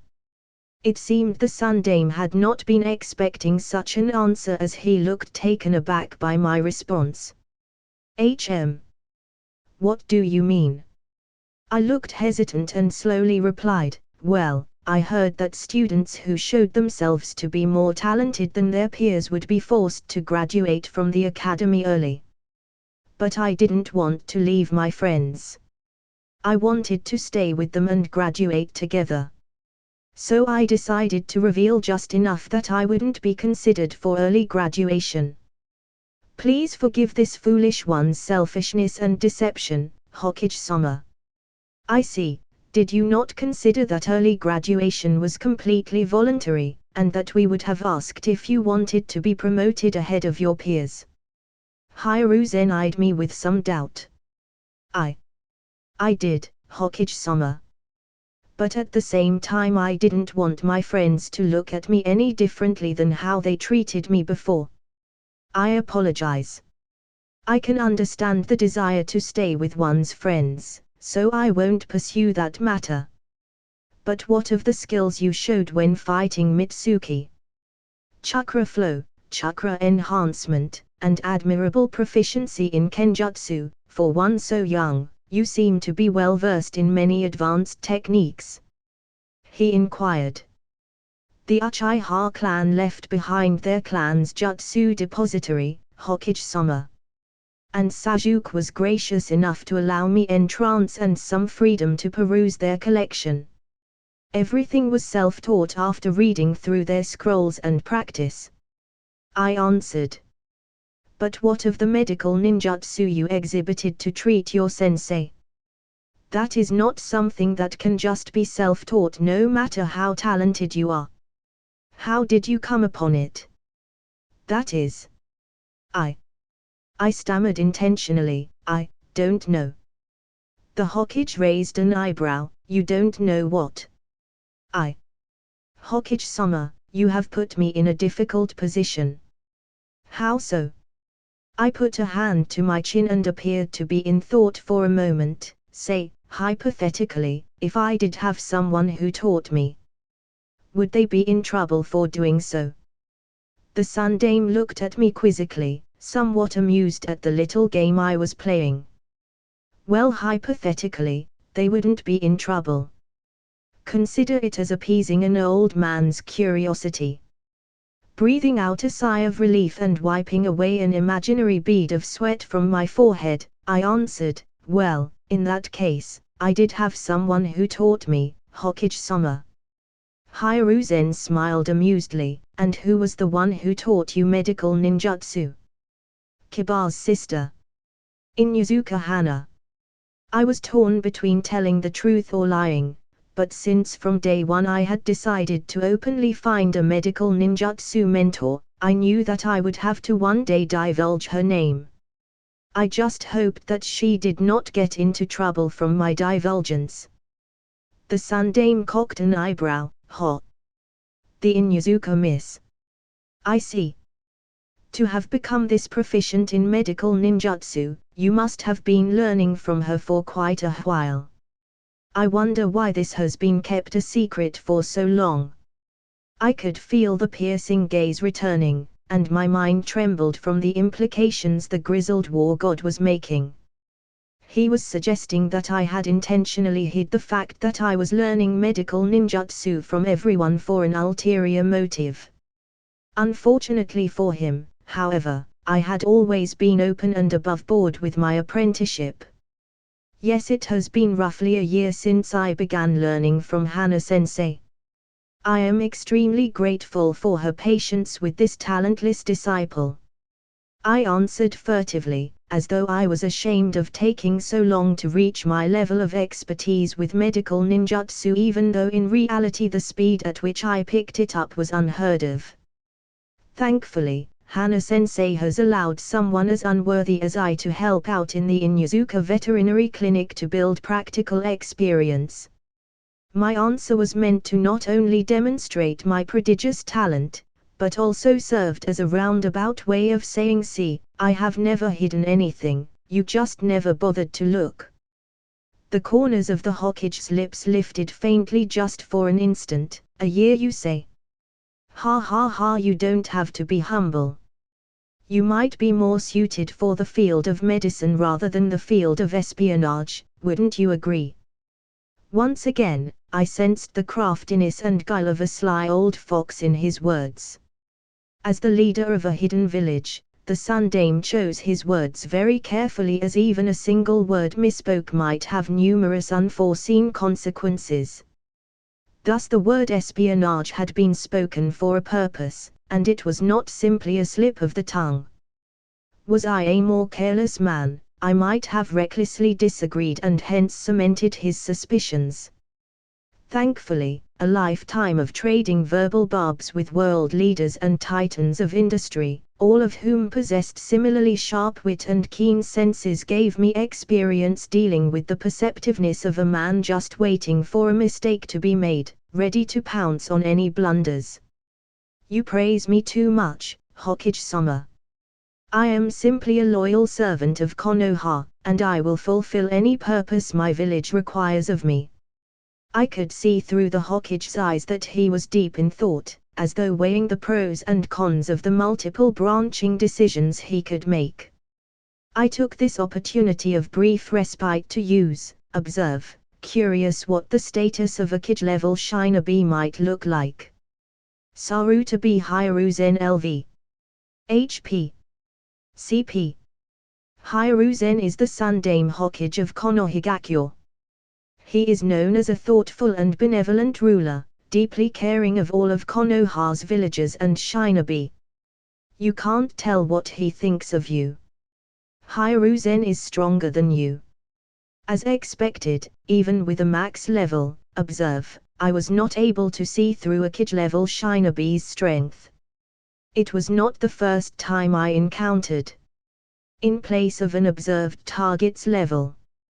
That meant the person being observed was more than 50 levels higher than me. The limit for observe's ability to analyze a target went up every time the skill leveled up. At level 1, it was capped at 10 levels higher than mine. And at level 5, the max level, it could only read the status page of people at most 50 levels above mine. Not only could it not see the level, HP and CP of the target, all it would tell me about the target was basic information based on common knowledge. I couldn't even see through their opinions of me neither. Just as the silence was getting to the point of discomfort, Naruto thankfully and loudly interjected, "Hey Gigi. What's with the interrogation? Shinji's a good guy. He has always been nice to me, even though he does like super well in the academy. Not like that Sajuktame who is always so arrogant and haughty like he is the best in the world or something. But Shinji's not like that, you know. I can vouch for him, Datbeo." The Sun Dame was shaken from his thoughts and smiled warmly at Naruto. "Oh, that was no interrogation, Naruto-kun. I was just interested about your friend here. I'm sure he is a nice boy if you say so. Forgive my questions, Shinji-kun." Just think of it as humoring an old man's curiosity. I smiled at the blonde's attempt at a rescue. Given their relationship, the Hokage was likely to trust his surrogate grandson's judgment of character. So Naruto's vote of confidence definitely played a big role in him easing off the informal interrogation. I was confident that with his intervention, the Hokage's suspicions have been allayed tremendously. Please, Hokage-sama, there's nothing to forgive. It would be my honor to answer any questions you might have. But thank you, Naruto. You're a good guy too. Heh, of course I am. I'm going to be the next Hokage after all. The Jinchuriki rubbed his nose embarrassedly but at the same time proudly exclaimed. The Hokage chuckled at Naruto's words, then I am glad to say that you have taken the first step to becoming Hokage tonight. What do you mean? The blonde asked in confusion. Well, you would have to become an official shinobi of Konoha to become Hokage, right? The Hokage replied wryly. Naruto tilted his head uncertainly before widening his eyes in realization. Wait, do you mean? The Hokage laughed and reached into his desk drawer to pull out a brand new forehead protector, placing it on the desk and sliding it towards the Jinchuriki. That's right, he answered, you are now officially a genin of Konoha. Congratulations, Naruto-kun. For real. Yater. Thanks Jiji. Naruto happily cried out before quickly snatching up the offered forehead protector, as though afraid that someone would take it back before he could get his hands on it. Congratulations, Naruto. I knew you could do it. I offered while Iruka expressed a similar sentiment as well. I am going to become a genin. I'm so pumped. Heh, the other kids are going to get one hell of a shock when they see me with this. The blonde cradled the forehead protector like it was his most precious treasure. I chuckled at his excitement. I hope we can be on the same team, Naruto. We would be unstoppable. That was a cursory attempt on my part to influence the Hokage and Iruka to put Naruto and I on the same team. Cursory because I already knew that since Naruto was going to graduate with us, he would naturally become the dead last and thus be paired in the same team with me, the Rookie of the Year, as well as Hinata, the top Kunoichi. I would be able to train him up to compensate for largely ignoring him while teaching Sasuke the past 3 years, and he would also get the opportunity to get closer to the Hyuga heiress who crushed on him big time. 2 birds 1 stone. Said blonde turned to me grinning with a thumbs up, of course, Shinji. Let's kick some bad guy butts together. Before looking back at the Hokage demanding, you better put me and Shinji in the same team, Jiji. Oh, and Sakura-chan too. We would be the most baddest team datbao. The Hokage was now full of smiles, contrary to previously serious and commanding demeanor just moments ago. Momo, Naruto-kun, we'll see. As an official shinobi of Konoha, you are now also responsible for keeping the village safe. But I'm sure you will do me proud, my boy. The celebratory mood immediately turned sour as Naruto's excitement rapidly declined into a sober dejection. Even I was caught off guard at the sudden shift in atmosphere. Protect the village. But Jiji, what Mitsuki said, was it true? The Sundame glanced at me before shifting his eyes towards Iruka questioningly. Shinji heard much of what Mitsuki said. I think there'd be no point trying to hide the truth from him, so it might be best for him to hear the full explanation as well. The Chunin respectfully advised. Hiruzen closed his eyes, feeling the full weight of his old age, the burden of his position and the painful task ahead of him, before taking a deep inhale of the tobacco pipe and breathing out a thick plume of smoke in an attempt to reorganize his nerves. Very well then. What you are about to hear is an S-class secret that has to be kept classified on pain of death. Tell me, Chuanin Iruka, what do you think of him? The Hokage asked, exhaling a mouthful of tobacco smoke. Shinji and Naruto had just left the office to return home after a very long and exhausting night, followed by another mentally draining story of Naruto's circumstances. Although the blonde was quite down after being told of the truth, he had brightened up immediately after. The other child, however, took it very well. Too well, in fact. Naruto might be immature at times and he can act out on occasion, but for all his faults, Naruto is not a boy that will let something get him down for long. I'm sure he will be fine, but if Hokage-sama think it necessary, I will go check up on him later today. The Sundame shook his head. He is a strong boy, and that strength and conviction of his leaves even me at awe sometimes. But no, I was not speaking of Naruto. I was speaking of the other child, Shinji. Iruka tilted his head in confusion. Shinji. Well, he is a talented shinobi, as we have seen tonight. His true abilities really surprised me. Who knew he had hidden himself this well? I'm not sure if it is the influence of hindsight, but at the same time it also seems somewhat expected. I always knew he was a promising student, so I had high expectations as well. Indeed, he did not disappoint. Once again, the Hokage shook his head. No, I was referring to his character. Tell me more about him. The Chuanin looked confused at the purpose of his Hokage's question, but regardless, he was a loyal shinobi of Konoha and a Yurei subordinate of the Sundame, thus he had no right to question his leader's intentions. Hi Hokage-sama. He pondered for a moment, mentally putting together a coherent profile of his most distinguished student before answering. From what I have gathered throughout the 4 years I have been his Chuanin instructor at the academy, putting aside his talents in the shinobi arts, Shinji Ikari can be described with 4 words: kind, friendly, helpful and charismatic. While he is able to pick up the material being taught at the academy at a relatively faster pace than the rest, Shinji does not rest on his laurels and be complacent. He often takes the initiative to practice more on his own and help out his classmates unprompted. He has a natural charisma that attracts the attention of many of his peers in school. Thus he remains popular and maintains many friendships.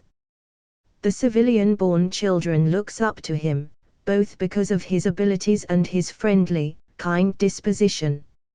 It has also not gone unnoticed that surprisingly, he has even earned the respect of the clan students who have formed a clique with him as the nucleus of the group. In teamwork exercises, survival training and other large-scale drills, the other students look to him as a leader and he has naturally taken charge of their peers whenever the situation calls for leadership. Even the cold and aloof Uchiha Sasuke willingly follows his orders on such occasions.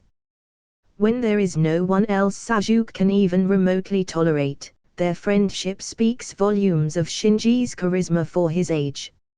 Recalling the incident at the start of their second year involving his classmate and childhood friend Kaori, Shinji has exhibited a display of kindness and willingness to protect his friends as well as leadership capabilities when he was able to gather comrades to join him on his mission.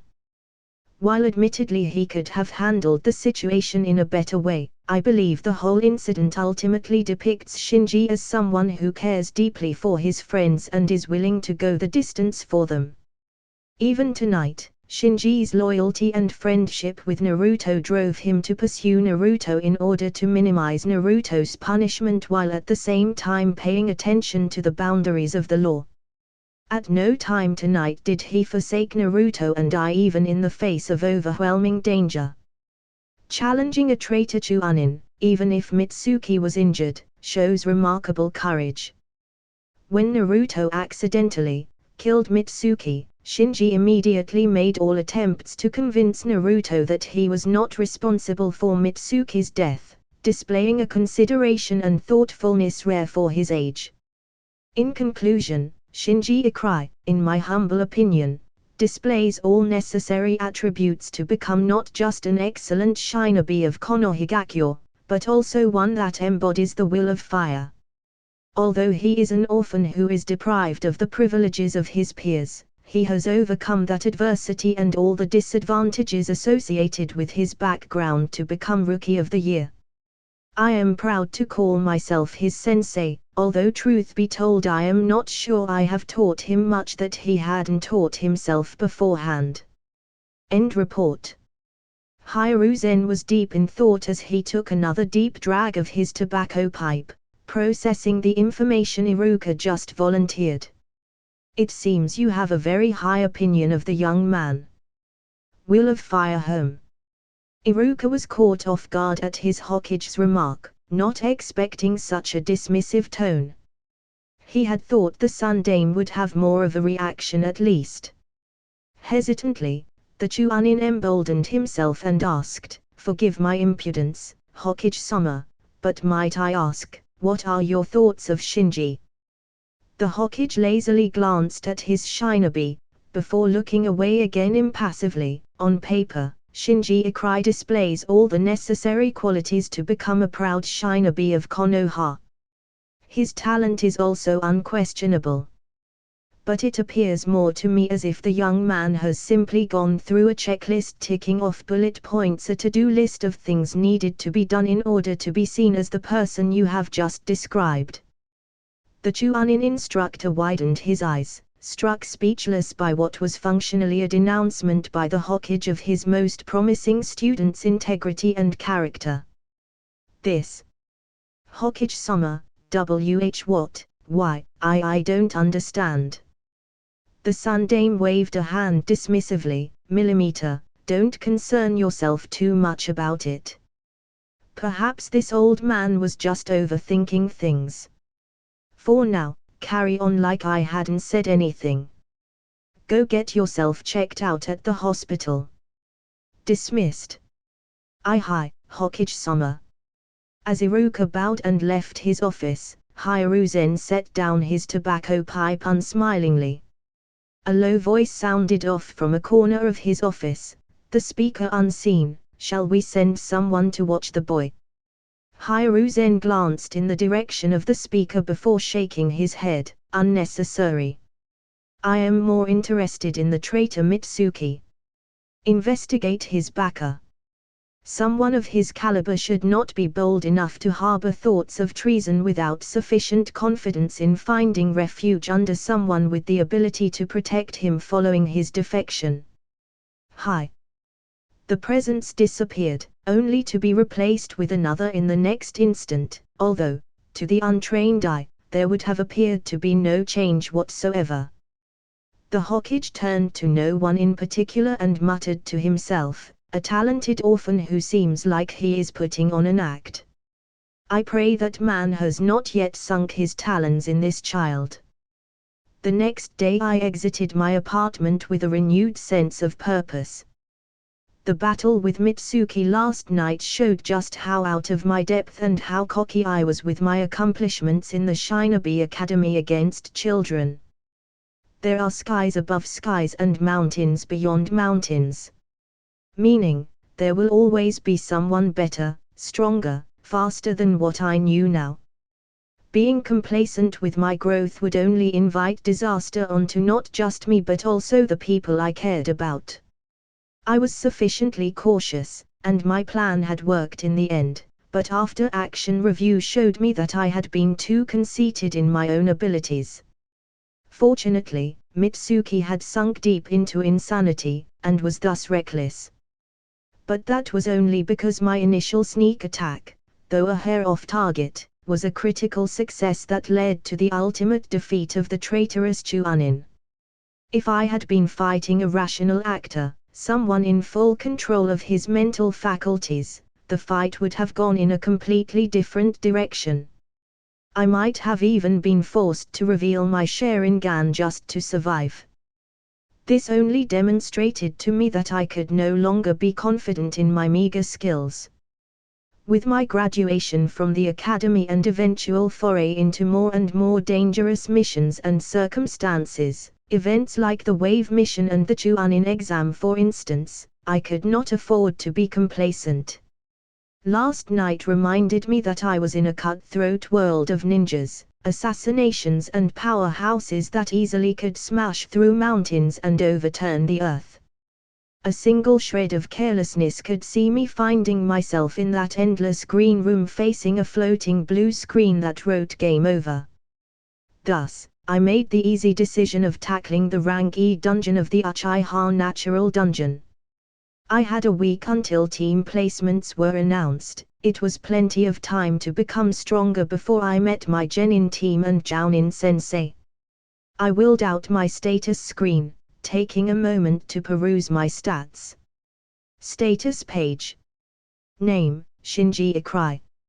Age, 12. Level, 21. Next level, 3125/11550.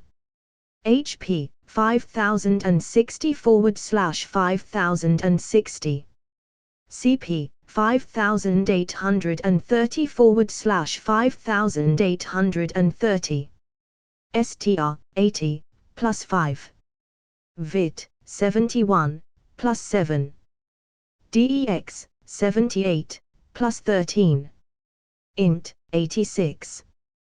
CHA, 17, plus 10. Points 102. Rio 163,510. While my EXP gain was slow, relying on daily quests to slowly but steadily accumulate EXP, my stat growth was another matter entirely.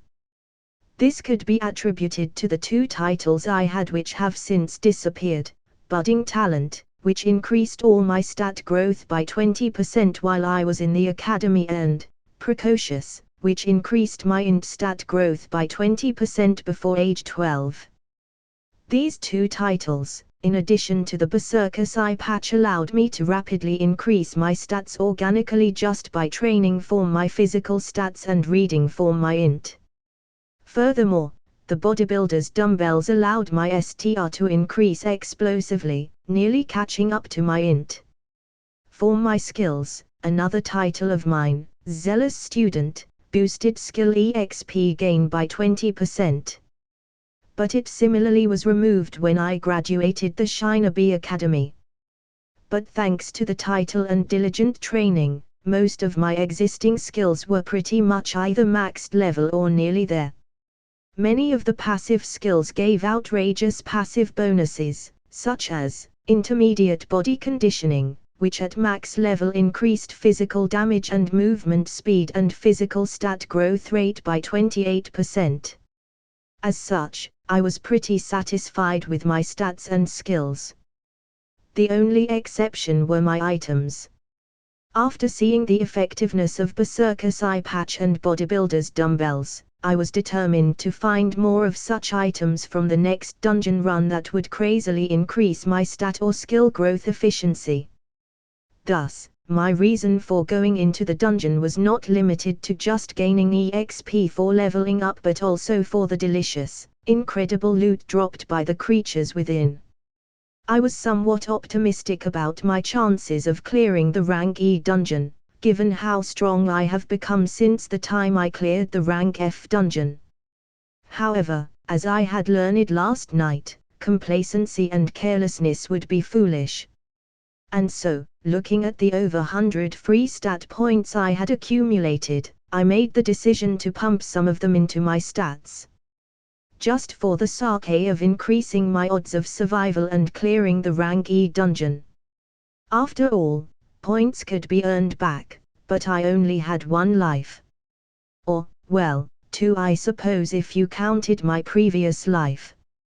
The sickle of my Kusarigama, Chinchumaru, whizzed through the air, before the blade buried itself in the skull of a zombie.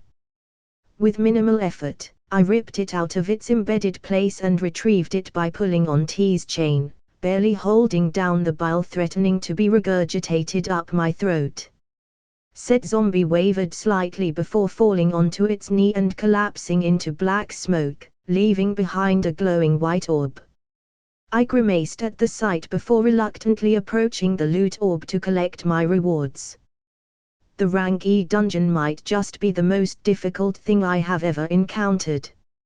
Flashback. I entered the rank E dungeon same as before, through the panel of options that appeared before me as I approached the Uchiha clan compound. As expected, the rank F dungeon which I had previously cleared was no longer an option, having a line struck through it and the word cleared superimposed on it.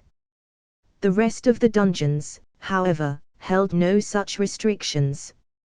Upon selecting the rank E dungeon, just like before, the world around me shattered into pieces before being replaced by a different one. Once again, day turned into night in an instant while my immediate surroundings, previously empty, now contained motionless bodies of what I assumed to be zombies. You have entered the Uchiha Natural Dungeon, rank E dungeon. Clear condition, eliminate the boss. Grinning, I retrieved Jinchumaru from my inventory. For the purposes of mass slaughter in a dungeon, the chain sickle was an excellent instrument of precise yet widespread lethality.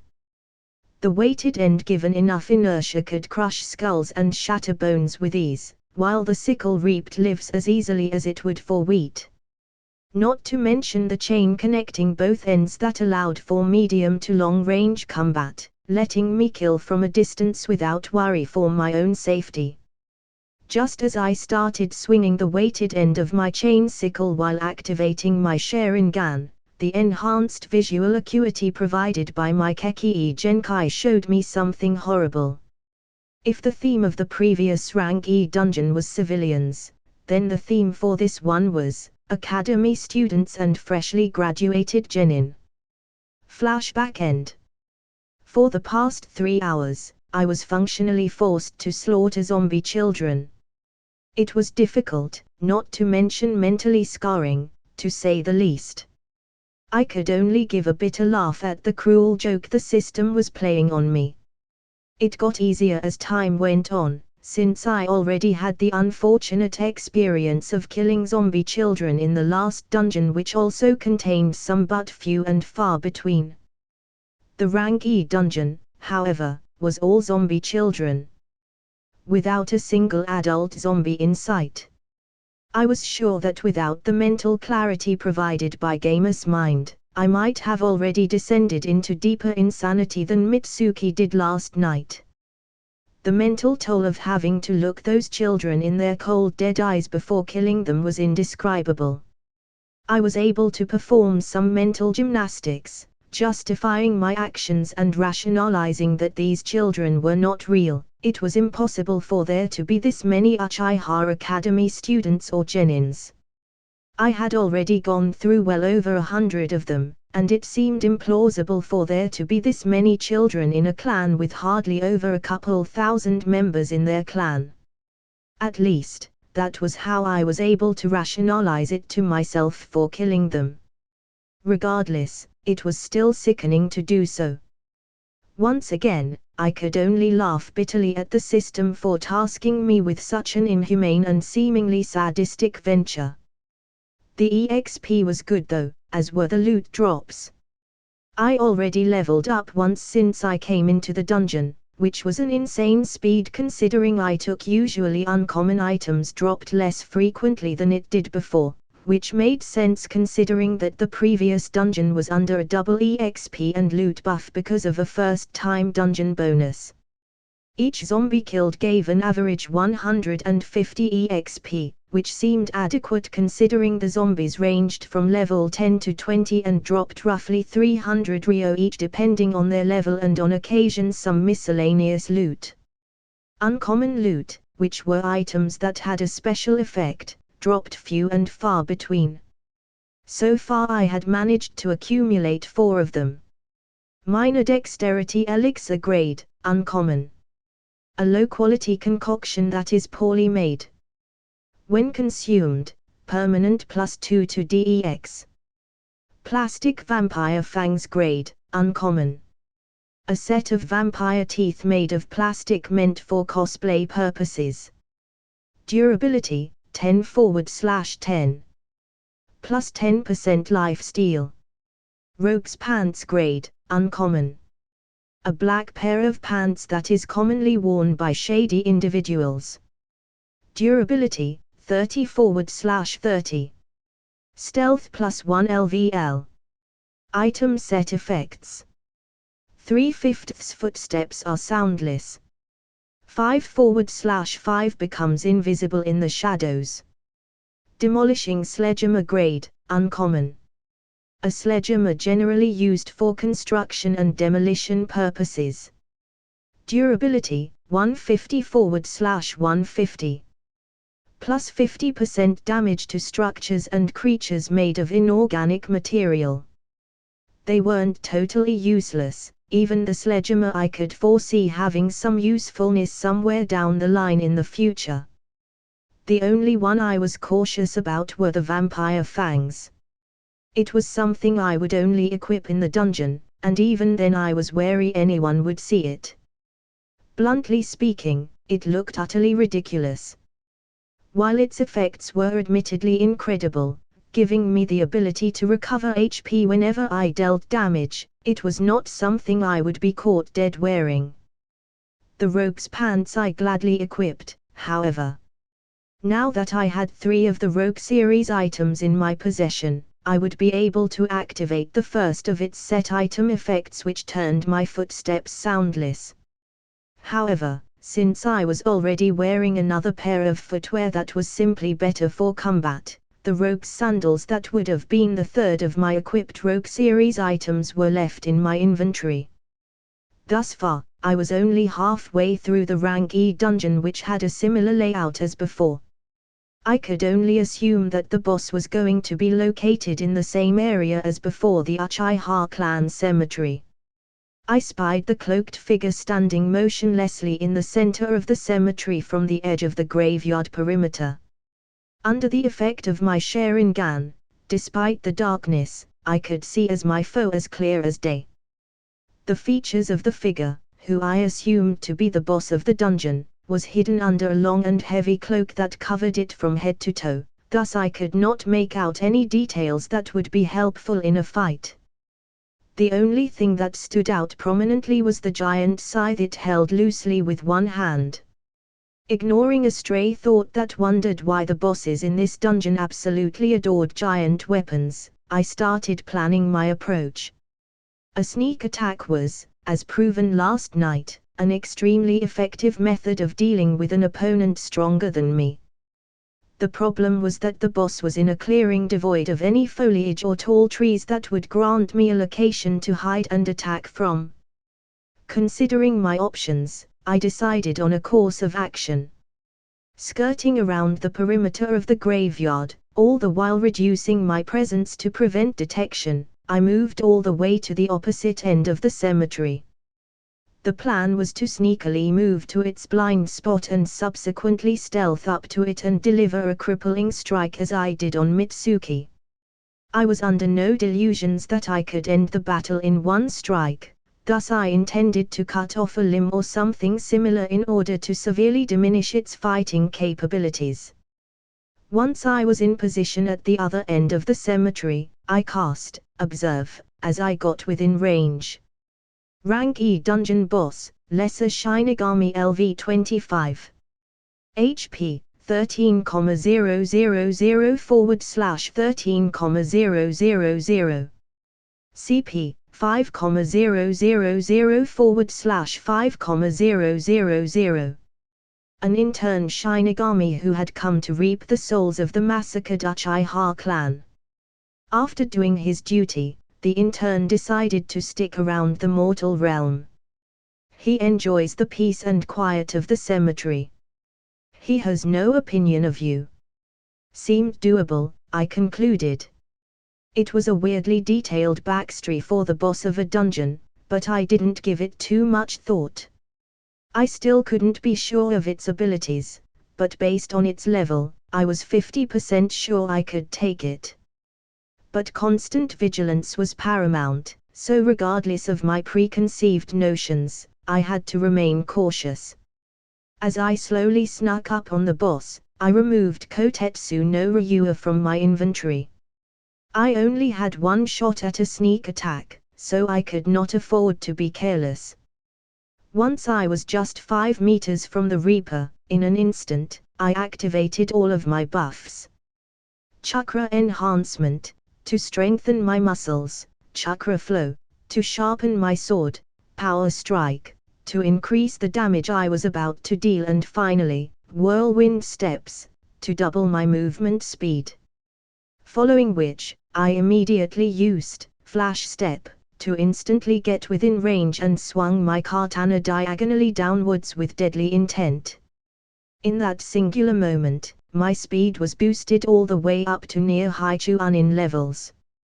The razor-sharp edge of Kotetsu no Ryua sped through the air and went right through the target. I widened my eyes as it did, however, as I felt zero resistance to my slash. Alarm bells screamed in my mind, and it was pure instinct that prompted me to duck down in fright. The sound and wind of something cutting through where my head would have been had I not moved tore through the air. I flashed away and looked back at where I had been standing just moments ago. Not one, not two, but 3 cloaked figures of the boss surrounded where I stood last. I strained my Sharingan, desperately trying to see through this illusion, but to no avail. Whatever it was, even with my eyes' ability to see chakra, seemed perfectly real to me. The rat finally shows its tail. The middle one spoke with a raspy, gravelly voice, its cloak still concealing its face as well as all other features. Pity it scurried off so quickly. The one of the left added, "No matter, its soul will be ours soon enough." The last Shinigami remarked. What in the world was going on? Even, observe, revealed nothing. All it showed was 3 identical bosses with identical levels, names, and descriptions. Had they been clones, there would have been signs of chakra making up its form, and thus be seen through with my Sharingan. Similarly, if it were an illusion I was under, my eyes would have pierced through its falsehood all the same. However, there was nothing that indicated to me that there weren't 3 bosses directly in front of me. My fingers tightened the grip I had on my sword, as I tensed my body. Apprehension was slowly creeping in. I was cautious, I was prepared, I was not at all careless, and yet something this ridiculous was happening in front of my eyes, my vaunted legendary eyes, and despite all that I was still clueless as to what exactly was going on. The 3 figures seemed content just watching and waiting for me to make a move. However, I didn't have that luxury. What I did have was a time limit that was unceasingly ticking down, roughly 14 hours to go before I would be booted out of the dungeon should I not have cleared it by then. My hand swung forward, and a flurry of shuriken flew towards my opponents. It was an experimental move, a testing of the waters so to speak. The 2 cloaked figures easily moved to the side, avoiding the shuriken, while the one in the middle brandished its giant scythe and in one smooth, wide motion, battered away the throwing weapons. The other 2 bosses didn't stop at just evading the shuriken, they continued moving towards me. Their movements were fluid, as they seemingly glided towards me. The cloaks were hiding their feet, so for all I knew, they were actually gliding rather than running with feet. They cocked back their scythe, and from opposing sides, swung them at me, hoping to bisect me with a single swing of their weapon. Not that I would ever let that happen, of course, as I turned to one of them and sought to close the distance before evading its attack and landing one of my own. The problem with using such a large and unwieldy weapon was that its attacks were easy to read, even without a pair of Sharingan eyes. Not to mention they were slow and clunky to use in real combat unless they were extremely skilled. Though the scythes looked threatening, their users didn't seem like accomplished experts at their handling of the giant weaponry. Rather, it was almost like they were recklessly swinging them with no prior experiences of actually engaging in combat. I cleanly avoided the large blade and stepped into its guard to deliver a deadly slash across its neck. Yet, once again, I felt no resistance to my strike, and I fell through the figure as though it was merely an illusion. My face scrunched up in confusion and dejection. The first thought that came to my mind upon recovering from the failed attack was Kamui. Specifically, Obito's Kamui that granted him the distinct ability of intangibility which allowed objects to pass through his body unharmed. And for a moment, I despaired at the insane difficulty of the dungeon boss. How could it reasonably put me against someone who could utilize Kamui, arguably the most versatile and useful of the main Gekyo abilities, and call it a fair challenge? However, a sudden realization wiped that thought from my mind. The moment I avoided the swing of its scythe, something felt off. The attack had no weight to it. There was no sound of a blade cutting through air, even as I narrowly dodged it and the scythe passed inches from my ear. It didn't make sense for the Shinigami to activate its Kamui as it was attacking, because what was the point of the attack if it intended to phase right through its target? Furthermore, with my heightened senses perk that I received upon achieving 100 DEX, which sharpened my 5 senses of sight, sound, smell, taste and touch, I had some confidence that I wasn't wrong. I was starting to conceive the nascent form of an embryo of a theory. However, at this stage I still lacked too much information to make a definitive conclusion. I had to test it out. The sickle of my Kusarigama, Chinchumaru, whizzed through the air, before the blade buried itself in the skull of a zombie. With minimal effort, I ripped it out of its embedded place and retrieved it by pulling on T's chain, barely holding down the bile threatening to be regurgitated up my throat. Said zombie wavered slightly before falling onto its knee and collapsing into black smoke, leaving behind a glowing white orb. I grimaced at the sight before reluctantly approaching the loot orb to collect my rewards. The rank E dungeon might just be the most difficult thing I have ever encountered. Flashback. I entered the rank E dungeon same as before, through the panel of options that appeared before me as I approached the Uchiha clan compound. As expected, the rank F dungeon which I had previously cleared was no longer an option, having a line struck through it and the word cleared superimposed on it. The rest of the dungeons, however, held no such restrictions. Upon selecting the rank E dungeon, just like before, the world around me shattered into pieces before being replaced by a different one. Once again, day turned into night in an instant while my immediate surroundings, previously empty, now contained motionless bodies of what I assumed to be zombies. You have entered the Uchiha Natural Dungeon, rank E dungeon. Clear condition, eliminate the boss. Grinning, I retrieved Jinchumaru from my inventory. For the purposes of mass slaughter in a dungeon, the chain sickle was an excellent instrument of precise yet widespread lethality. The weighted end given enough inertia could crush skulls and shatter bones with ease, while the sickle reaped lives as easily as it would for wheat.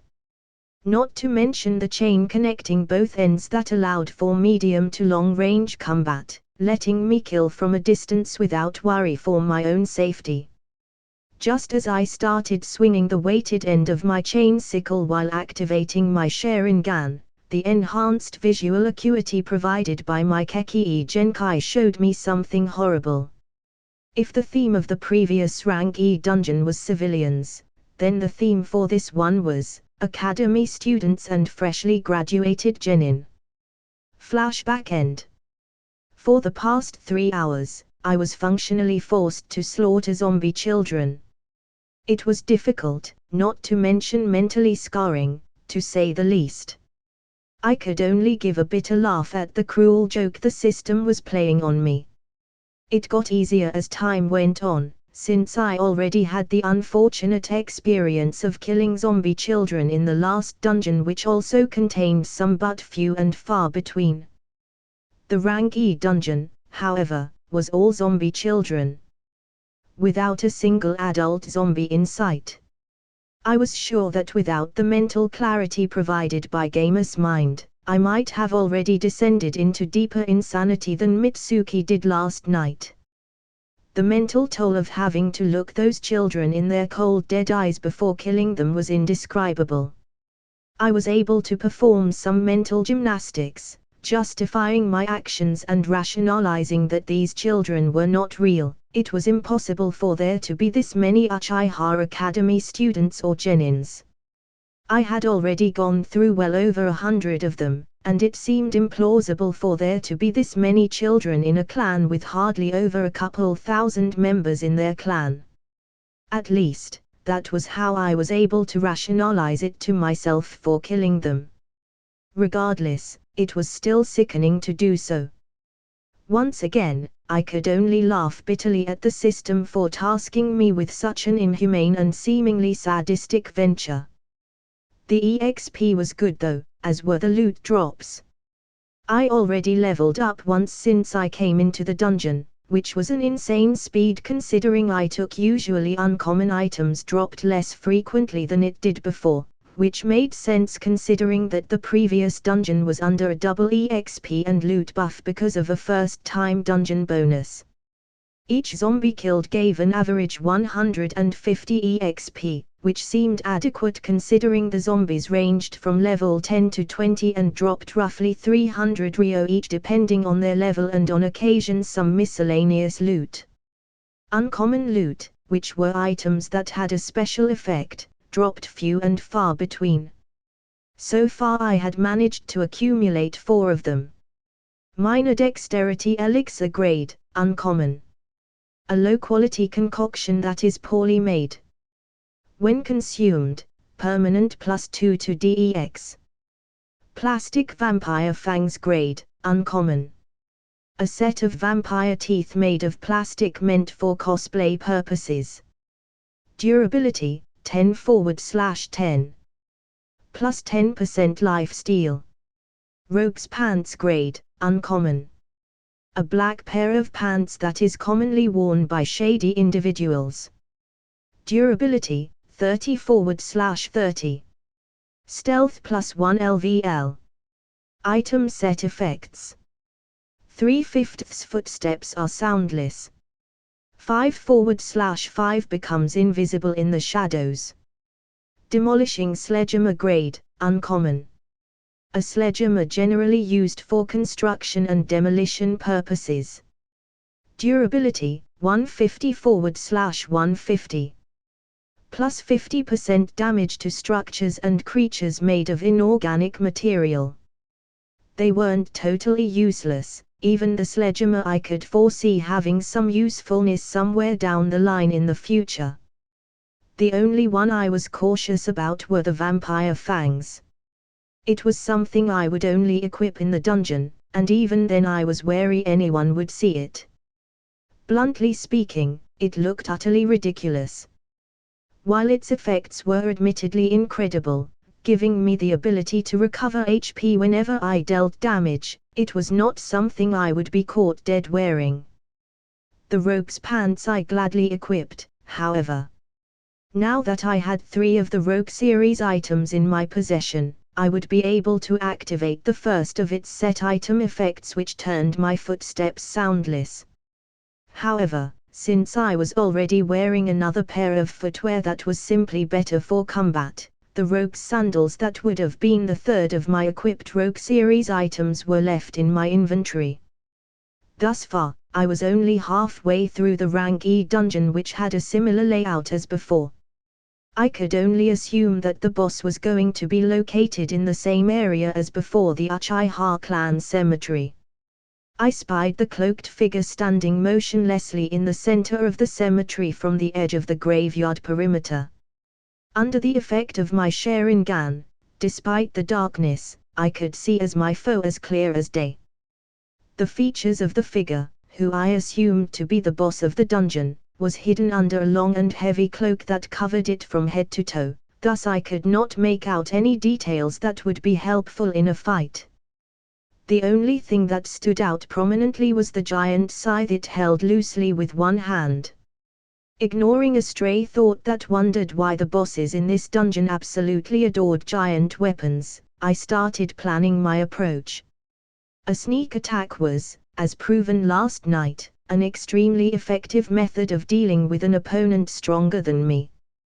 The problem was that the boss was in a clearing devoid of any foliage or tall trees that would grant me a location to hide and attack from.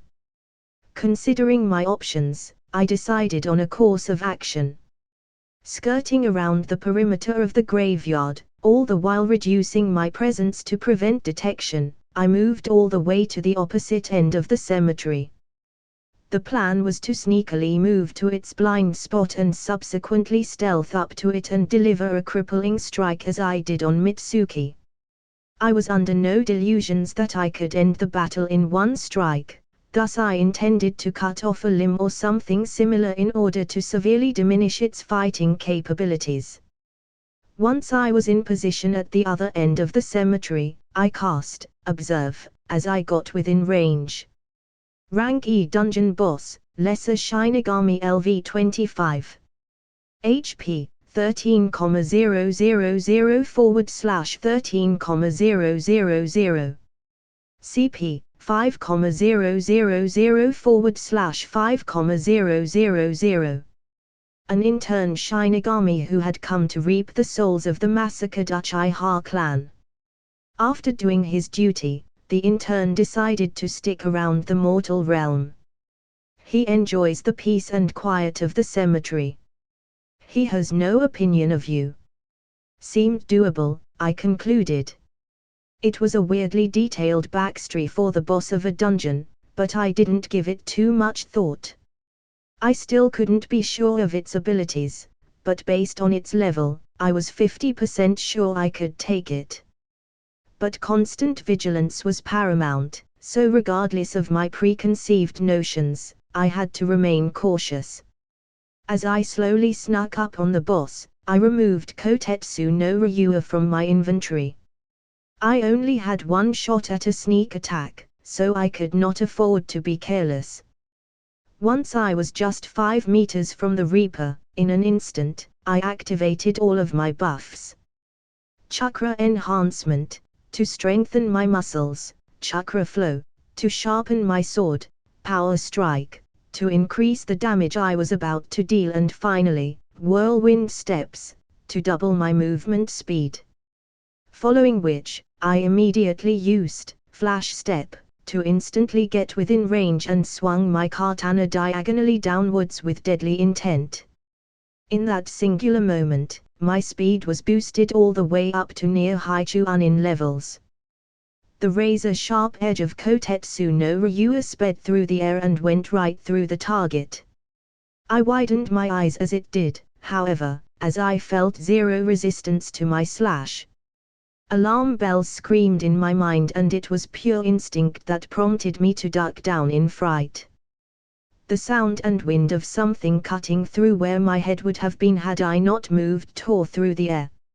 I flashed away and looked back at where I had been standing just moments ago.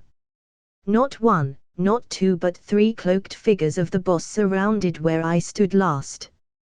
I strained my Sharingan, desperately trying to see through this illusion, but to no avail. Whatever it was, even with my eyes' ability to see chakra, seemed perfectly real to me. The rat finally shows its tail. The middle one spoke with a raspy, gravelly voice, its cloak still concealing its face as well as all other features. Pity it scurried off so quickly. The one of the left added. No matter, its soul will be ours soon enough. The last Shinigami remarked. What in the world was going on? Even Observe revealed nothing. All it showed was 3 identical bosses with identical levels, names, and descriptions. Had they been clones, there would have been signs of chakra making up its form, and thus be seen through with my Sharingan. Similarly, if it were an illusion I was under, my eyes would have pierced through its falsehood all the same. However, there was nothing that indicated to me that there weren't three bosses directly in front of me. My fingers tightened the grip I had on my sword, as I tensed my body. Apprehension was slowly creeping in. I was cautious, I was prepared, I was not at all careless, and yet something this ridiculous was happening in front of my eyes, my vaunted legendary eyes, and despite all that I was still clueless as to what exactly was going on. The three figures seemed content just watching and waiting for me to make a move. However, I didn't have that luxury. What I did have was a time limit that was unceasingly ticking down, roughly 14 hours to go before I would be booted out of the dungeon should I not have cleared it by then. My hand swung forward, and a flurry of shuriken flew towards my opponents. It was an experimental move, a testing of the waters so to speak. The two cloaked figures easily moved to the side, avoiding the shuriken while the one in the middle brandished its giant scythe and in one smooth, wide motion, battered away the throwing weapons.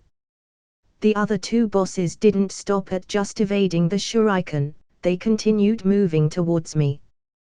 Their movements were fluid, as they seemingly glided towards me. The cloaks were hiding their feet, so for all I knew, they were actually gliding rather than running with feet. They cocked back their scythe, and from opposing sides, swung them at me hoping to bisect me with a single swing of their weapon. Not that I would ever let that happen of course, as I turned to one of them and sought to close the distance before evading its attack and landing one of my own. The problem with using such a large and unwieldy weapon was that its attacks were easy to read, even without a pair of Sharingan eyes. Not to mention they were slow and clunky to use in real combat unless they were extremely skilled. Though the scythes looked threatening, their users didn't seem like accomplished experts at their handling of the giant weaponry. Rather, it was almost like they were recklessly swinging them with no prior experiences of actually engaging in combat. I cleanly avoided the large blade and stepped into its guard to deliver a deadly slash across its neck. Yet, once again, I felt no resistance to my strike, and I fell through the figure as though it was merely an illusion. My face scrunched up in confusion and dejection. The first thought that came to my mind upon recovering from the failed attack was Kamui. Specifically, Obito's Kamui that granted him the distinct ability of intangibility which allowed objects to pass through his body unharmed. And for a moment, I despaired at the insane difficulty of the dungeon boss. How could it reasonably put me against someone who could utilize Kamui, arguably the most versatile and useful of the main Gekyo abilities, and call it a fair challenge? However, a sudden realization wiped that thought from my mind. The moment I avoided the swing of its scythe, something felt off. The attack had no weight to it. There was no sound of a blade cutting through air, even as I narrowly dodged it and the scythe passed inches from my ear. It didn't make sense for the Shinigami to activate its Kamui as it was attacking, because what was the point of the attack if it intended to phase right through its target? Furthermore, with my heightened senses, perk that I received upon achieving 100 DEX, which sharpened my 5 senses of sight, sound, smell, taste and touch, I had some confidence that I wasn't wrong. I was starting to conceive the nascent form of an embryo of a theory. However, at this stage I still lacked too much information to make a definitive conclusion. I had to test it out. Eyeing the large scythe that had returned for another swing, I leaned back to avoid it. But just enough so that it would still leave a scratch when it swung across my arm, which I moved out to block and test out my theory. And just like I predicted, the scythe passed through my arm harmlessly. I didn't receive any loss in HP, nor did I feel any painful sensation on my forearm. Very interesting. Here were the facts that I knew. 1. My attacks phased through them twice. 2. The first time they tried to attack me, I could feel the weight behind it and hear the sound of the blade parting air, meaning that was real. 3. However, the one that just hit me phased right through me. 4. There were 3 figures of the bosses, yet I could see no chakra being used to create illusionary clones, nor do I feel like I have been trapped in a genjutsu. 5. When I threw out experimental shuriken to test their abilities, 2 of the cloaked figures avoided them while the last had to physically deflect. With these observations, there could only be a few possibilities. 1. I am stuck in a genjutsu so advanced that I couldn't see through it even with the Sharingan. 2. They could use the ability of intangibility like Kamui but very poorly. 3. Or the most likely scenario, the boss had a skill that produced intangible clones that did not use chakra. Which also meant that only 1 out of the 3 could physically harm me while the others were just phantoms used for distraction. As I reached this conclusion, the second of the cloaked boss reached my back and swung its scythe down vertically. This time, I confidently let its blade slice into me. Again, the blade of the scythe passed through my body harmlessly, as I expected, because even with my heightened senses, I could sense no real weight behind the attack. There was no sound of air being parted nor any rustling of its cloak. I turned to look at the last remaining lesser Shinigami, letting out a knowing grin. Checkmate. Once I figured out its trick, the rest of the fight became simple. Since I knew the 2 of the 3 beings were just chakraless illusions and thus posed no threat to me, I could focus my attention on the last remaining tangible boss. And despite its high level, the boss was a veritable amateur when it came to wielding its scythe in combat. The large, clunky weapon was laughably easy to see through even without a Sharingan. Its speed, while fast, could not compare to my own when I went all out. All it had was a basic attack pattern consisting of large swings of the giant scythe. I easily slipped through those and landed deadly lacerations through its heavy cloak. Sure enough, a few minutes later, the lesser Shinigami, with its cloak torn up and shredded apart with my blade, collapsed to its knee. Even with the cloak being ripped apart, the inside revealed nothing but darkness and shadow. Even now, I could not see through the openings to make out its face nor any part of its body. Regardless, with a final swing of Kotetsu no Ryua, I landed the decisive blow that turned the boss into a plume of dark smoke. Plus 1850 EXP. It left behind a glowing blue loot orb which I grasped immediately. Loot gained. Plus 16,780 Ryo. Skill, Basic Scythe Mastery. Cloak of Veiled Shadow Rare. Eye of the Dead Rare. Congratulations! Skill, Basic Scythe Mastery has been synthesized by skill, Myriad Armament Fiend, evolving into Intermediate Scythe Mastery. You have eliminated the boss. Rank E dungeon cleared. You may now exit the dungeon. Saying exit dungeon will allow you to leave. Otherwise, you will automatically be removed in 60 minutes. Cloak of Veiled Shadow Grade, Rare. Durability, 50/50. Item skill, Veiled Shadow, Passive. When equipped, the cloak hides the user's face and body in darkness even when shone in the light. Not even chakra sight nor any other abilities can see through the cloak's obscurity. Eye of the Dead Grade, Rare. Durability 10/10. Item skill, Eye of the Dead, Active. A necklace that allows the user see the lingering souls of the recently deceased once a month. Spirits can only be seen an hour after the person has died. However, user can only see them Interacting with them requires the use of another skill.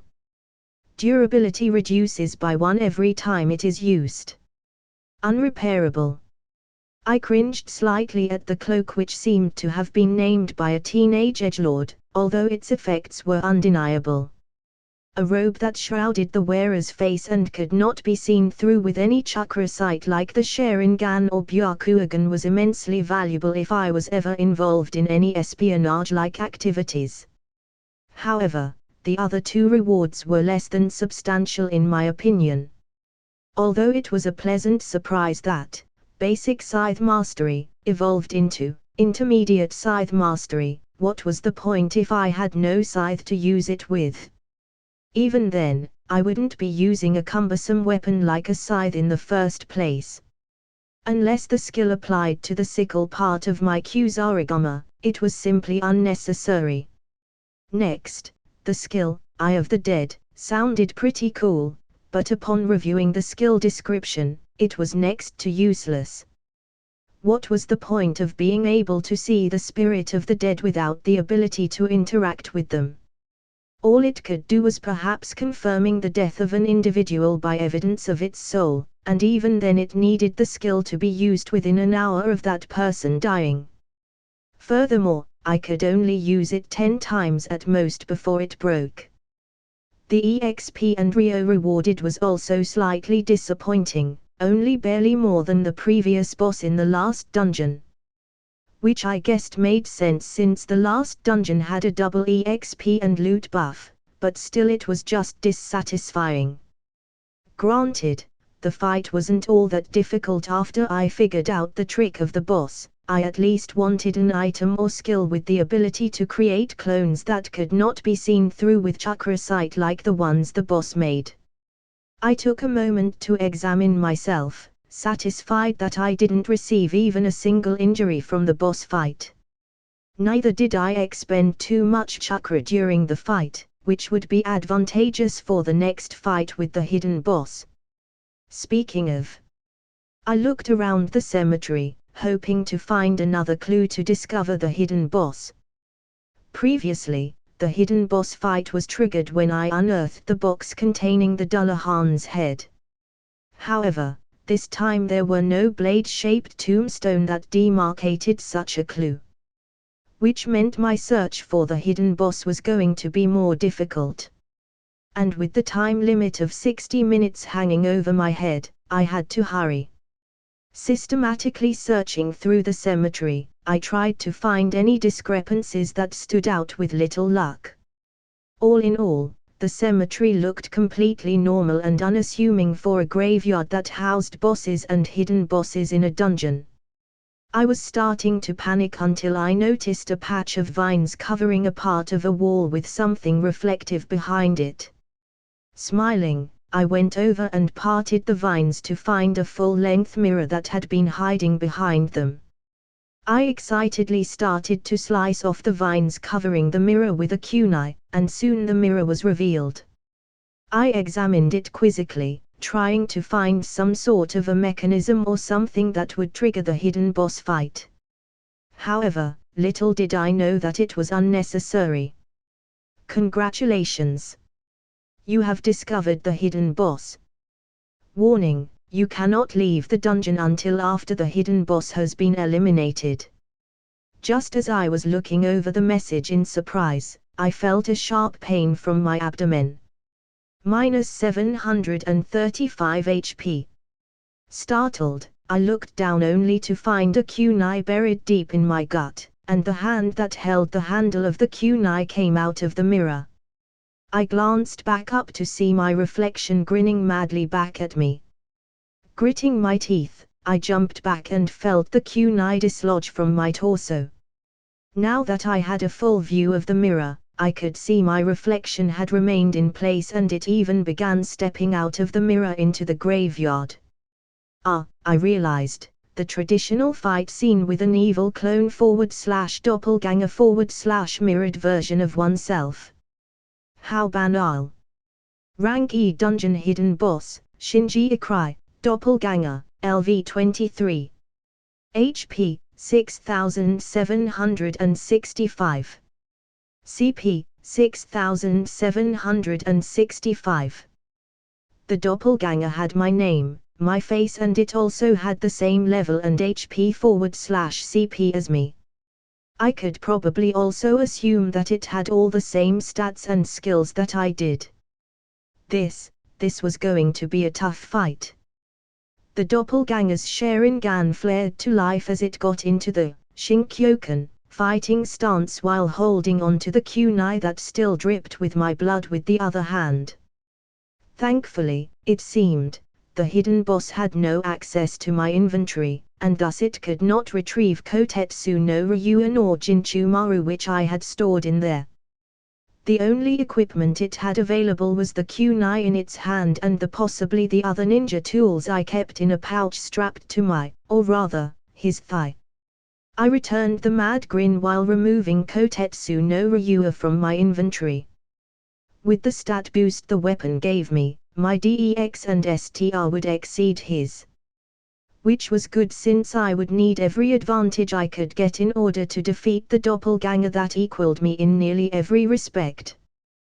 The evil clone frowned slightly at the sight of me equipping my katana, before my Sharingan eyes caught it using chakra enhancement to reinforce its bodily strength. The layer of chakra coated its outstretched and steel-like fingers threateningly. I had no choice but to do the same, but I added on chakra flow to my katana as well, a luxury he didn't bother mirroring as it held no weapon made of chakra metal. For a moment, all we did was watch each other, trying to find a weakness in our stance. But I knew that to be a futile gesture. There was no point in trying to find a flaw since I made sure there was no such weakness, which meant neither did the doppelganger. However, I was grateful nonetheless for the lull in battle as it allowed my HP to slowly regenerate from the sneak attack it delivered in the beginning. While I was tempted to use medical ninjutsu to heal myself up, I didn't want to open myself up for an attack with the superfluous distraction. It seemed that the clone reached the same conclusion as me, as it refused to allow a single additional second for me to regenerate my HP by charging forward. Its movement was quicker than my own, thus I assumed it had activated whirlwind steps. I tightened my grip on Kotetsu no Ryua, bracing myself for my opponent to use flash step at any moment. In a fight between two forces of equal strength, being on the defensive and patiently waiting for an opportunity to counterattack would edge the advantage towards my side. And just as I predicted, halfway before the doppelganger reached me, it vanished in a burst of speed, but it wasn't something my Sharingan eyes could not catch up with. My katana swiped at where I knew the clone would reappear, only for it to disappear once more in another consecutive usage of flash step. I cursed. This time, my body could not react fast enough and turn on the attack, a spear hand utilizing Shinkyoken, sharpened with chakra, that was coming at my back. However, I too could use flash step, which I did, avoiding the second slash and reappearing behind the enemy. I thrust my sword at the doppelganger's back, intent on severing its spinal cord in one swift strike, but was treated to an unexpected parrying of my blade by the hidden boss kunai. I immediately realized that the doppelganger had already predicted I was going to avoid its second attack with a flash step of my own and was thus ready to deflect my katana. With its other hand, it chopped towards my neck, the layer of chakra flared furiously around its hand. Without a doubt, that knife hand, if it landed, had the potential to slice through my jugular or worse. But that was only if it landed, of course. Though both of my hands were busy gripping the handle of my sword, I still had the time to shift an elbow forward to intercept its knife hand. Flesh met flesh as my elbow impacted its knife hand, both appendages reinforced with chakra. -288 HP. Even with chakra enhancement, augmenting the durability of my elbow, the Shinkyoken knife hand of the doppelganger still managed to injure it, landing a gash that opened up the thin layer of skin on my elbow. However, the doppelganger still lost in the exchange. Not only were my stats higher, due to Kotetsu no Ryua's item stat boost, an elbow was just inherently tougher and sharper than fingers. If the clone hadn't used Shinkyoken to toughen its fingers, my elbow might have shattered its hand. However, with it, I merely broke one of its fingers. Regardless, a broken finger represented a drastic drop in combat potential in a struggle between two equal combatants. The doppelganger realized this as well, as it immediately retreated with another usage of flash step. Mentally, I was counting the number of times it used flash step consecutively. When the skill was still at level 1, after just the 5th time it was used in a row without rest, I suffered from the excruciating, ruptured muscles debuff. Now that I had raised the skill to level 8, as well as an increase in my VIT, flash step could be used up to 15 times in succession without penalty.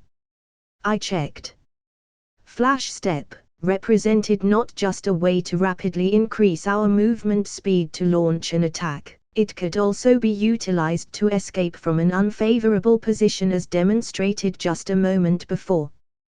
They could be thought of as precious, life-saving tools that had to be utilized in moderation. So far, I had used one while the other used it 3 times, meaning I had 2 more of these extra lives than my opponent. Seeing the doppelganger retreat, I did not relent and chased after the hidden boss. While it was running away, I caught sight of the familiar green glow of medical ninjutsu it was casting on the broken index finger. That was something I could not allow. Activating whirlwind step and flash step all at once, I immediately streaked across the remaining distance and reappeared next to the retreating doppelganger. However, and I could not stress this enough, the doppelganger seemed to be able to predict my every movement as the green glow of medical ninjutsu immediately halted the moment I vanished from its sight. It already knew I would not give it the opportunity to continue healing itself and would endeavor to prevent it from doing so. Thus, the healing hands jutsu it had started using was just a bait to lure me into range. In truth, the doppelganger was ready for such an action, and its hands had already formed the last hand seal for the jutsu it was about to use. Kaiten, Moarut no Jutsu. Burning hands, both of us yelled out together, as thick sheet of flames erupted out of our outstretched palms, colliding in midair before dissipating and sending waves of hot air in the vicinity. The moment I activated flash step, my enhanced dynamic vision already caught sight of the doppelganger releasing the healing hands technique and going into the first hand seal of burning hands. While I sped forward, I too was forming the exact same hand seals at the exact same speed, thus allowing me to launch the fire jutsu at roughly the same time as the doppelganger. Both of us were of one mind as we each threw ourselves through the lingering embers of our Kaiten jutsu at each other. It swiped at me with Shinkyoken, fingers outstretched into a claw, while I countered with a hardened fist of my own. My other arm, holding on to Kotetsu no Ryua, made to stab the doppelganger through its heart. When fist met claw, especially one with a broken finger, the result was no mystery. However, instead of going through with the attack, the doppelganger instead twisted its outstretched hand and instead gripped my wrist. With its other hand, it was able to deflect my blade by parrying it on its flat side. The doppelganger pulled me at my wrist in an attempt to disrupt my balance and center of gravity, before thrusting its other hand at my neck. Though I could see what the creature was trying to do with painful detail and clarity, there was little I could do in response with my other hand busy holding onto my katana. Thus, I was forced to release my sword, the tight, close quarters combat rendering the weapon more a hindrance than a threat. With my now freed hand, I was able to stab 4 fingers into the doppelganger's side while rocketing my forehead at my enemy's outstretched fingers. Our Shinkyoken skill was still only at level 2, barely enough to pierce through inch-thick plywood without chakra enhancement. On the other hand, a human's forehead is the hardest part of all our bones. With both appendages reinforced with chakra, there was no way fragile fingers could even make a dent to the forehead of a skull. Gra! I let out a battle cry as my forehead crashed into the outstretched fingers, and while the thin layer of skin on my forehead was ripped apart from the knife-like fingers, the doppelganger's digits were brutally flattened against the unyielding barrier of bone. Minus 533 HP. Blood poured furiously out of my messed-up forehead, immediately flowing down my face and leaving it drenched with the crimson fluid.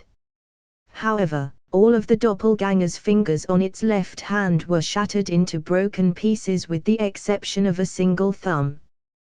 The hidden boss gave no audible expression of pain, even though I could see its expression trembling from the severe injuries it had received in the exchange. It made to let go of my wrist and retreat, given the 4 puncture wounds from its side as well as the shattered fingers. However, I was no fool. This was the perfect opportunity to finish it and I would not relent. While it released its grip on my wrist, my hand rushed forward to grasp its withdrawing arm while my other fingers viciously dug deeper into its side before finding a grip on something hard and solid within its torso. With a cruel smile, I tightened that grip and pulled. There was resistance at first, as the blood from the doppelganger gushed out and drenched my hand, but with a sickening crack, I tore out its lowest rib bone from the grievous wound I left the creature. The doppelganger folded in either pain or shock, at the brutal removal of one of its ribs. Raising the blood-soaked arm, I slammed down on the back of its cranium with the sharp end of the rib bone. It stabbed deep into the back of the doppelganger's head, buried halfway in. Seeing that it was not yet dead, I slammed a palm on the other end of the rib bone, sending it deeper into the doppelganger's skull. Yet, despite the savagery of what I thought was to be my finishing blow, there was no explosion of black smoke nor any notification messages that indicated the fight was over. That was when I remembered the skill I had received upon defeating the hidden boss of the previous dungeon, Undying Rage. It was a skill that prevented HP from dropping below 1 for 5 seconds.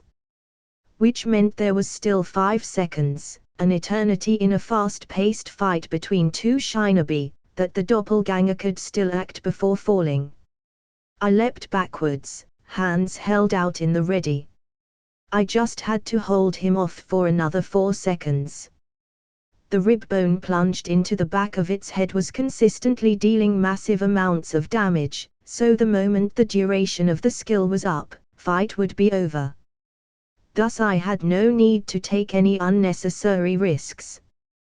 The doppelganger shakily stood up before vanishing and reappearing in front of me, its hands and feet launching into a flurry of blows. I could sense the desperation of a cornered animal, one that realized it was either do or die and would give no quarter. Every attack of the doppelganger was filled with deadly intent that disregarded its own safety. There was no tactics, nor strategy involved in the exchange. No patience, traps, feints or counterattacks, it was an all-out brawl over life and death. Even as I stuck a thumb in the eye socket of my mirror image, crushing one of its Sharingan eyes, it seemingly had no effect on the relentless, frenzied assault. It even took that opportunity to lean forward and bite down on my shoulder. Minus 401 HP. I held back a scream as I noticed the other hand of his, a crumpled mess of broken bones and splintered flesh, flying forward. It was using the fractured, sharp ends of its finger bones as a makeshift weapon. With a decisive swing of a knife hand, I cut off its hand at the wrist before stabbing the same hand repeatedly and violently in and out of its chest, desperately trying to get its tightened jaw off my shoulder. My final blow succeeded in the endeavor, which saw the doppelganger sink its teeth deeper and tearing out a sizable chunk of flesh and muscle from my shoulder. Minus 1113 HP. Fuck. I screamed as I felt the searing, excruciating pain that lingered for just that moment before fading away into a dull ache. The doppelganger was launched back before it gave a final stagger and an odd shudder. The hidden boss gave a shrieking death wail before bursting into thick black smoke, signaling its demise. All of the doppelganger's blood that had previously drenched me vanished into thin wafts of black smoke as well, leaving me still covered in my own. I let out a breath of relief, loosening the tension held so tightly in my body. That was a brutal fight, that unexpectedly leaned towards hand-to-hand combat more than I had thought it would.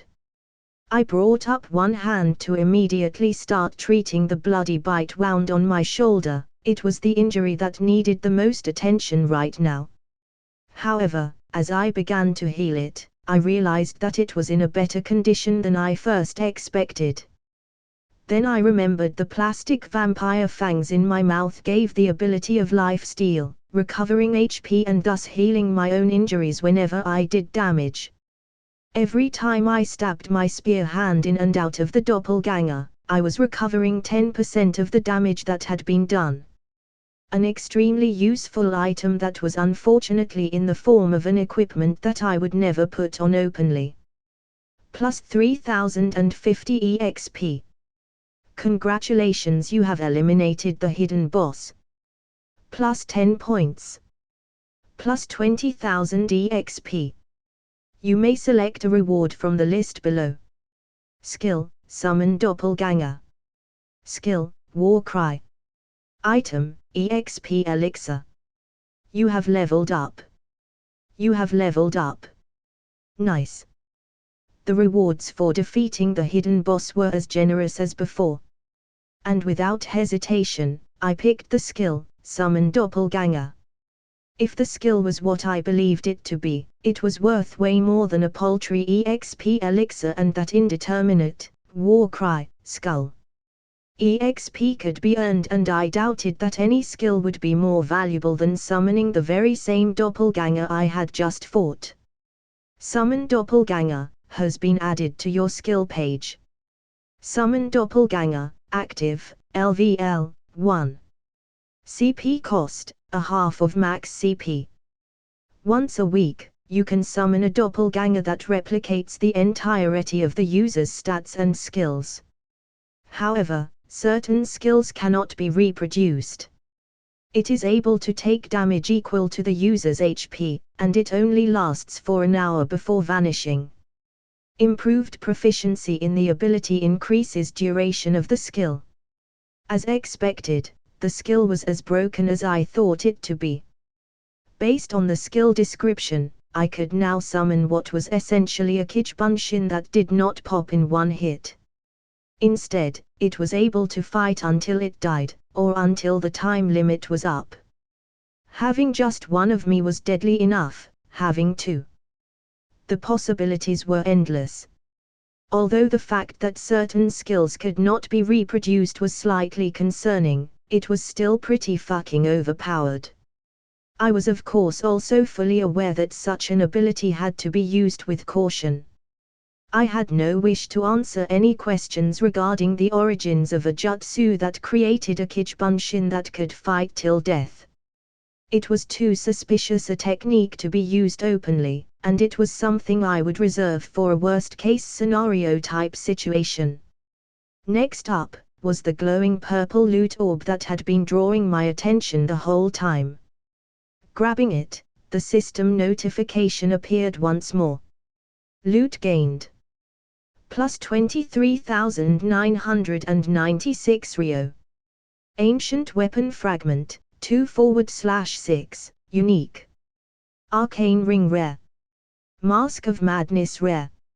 Arcane ring grade, rare. Durability, 20/20.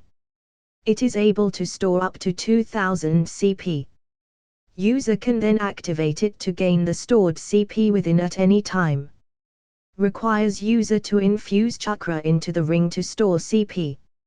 Mask of Madness grade, rare. Durability 60/60. Plus 10% physical damage. Plus 3 STR. Plus 3 VIT. Item skill, Berserk, active. CP cost. Once a day increases attack speed and movement speed by 40% and grants 20% life steal, but user receives double damage and suffers a 40% penalty to all stats when duration is over. Lasts up to 10 minutes. The ancient weapon fragment was as expected, something that was worthless until all 6 was collected. However, the other 2 items looked to be immensely valuable. The versatility of the ring needn't be said, but the mask was just slightly disconcerting. Its effects were as effective as it was punishing. It was an angry red in color, resembling an Oni mask but even more demonic looking, made of a mixture of wood and metal. It looked terrifying to behold, a mad creation of a frenzied craftsman. It was yet another article of clothing that I could not wear openly outside of these dungeons, at least not until I gained the independence associated with becoming a higher-ranked shinobi. And with that, my foray into the rank E dungeon was over. My gains: 4 level ups, 10 stat points, 1 broken skill and an array of loot of both useful and useless varieties. All in all, a successful and rewarding dungeon run. A week after the whole Scroll of Seals incident and incidentally 6 days since I cleared the rank E dungeon, it was finally time for the Genin team announcement and formation. After the intense hidden boss fight that left a gaping hole on my shirt from where the doppelganger had sunk its teeth in, I had to replace them. I cleverly avoided wearing the rogue's hoodie during the boss fights, knowing that any further damage to the jacket might render it unusable. I was now spotting, from the feet up, the soldier's swift boots, the pair of black rogue's pants and a tight-fitting long-sleeved navy blue shirt paired with the rogue's hoodie.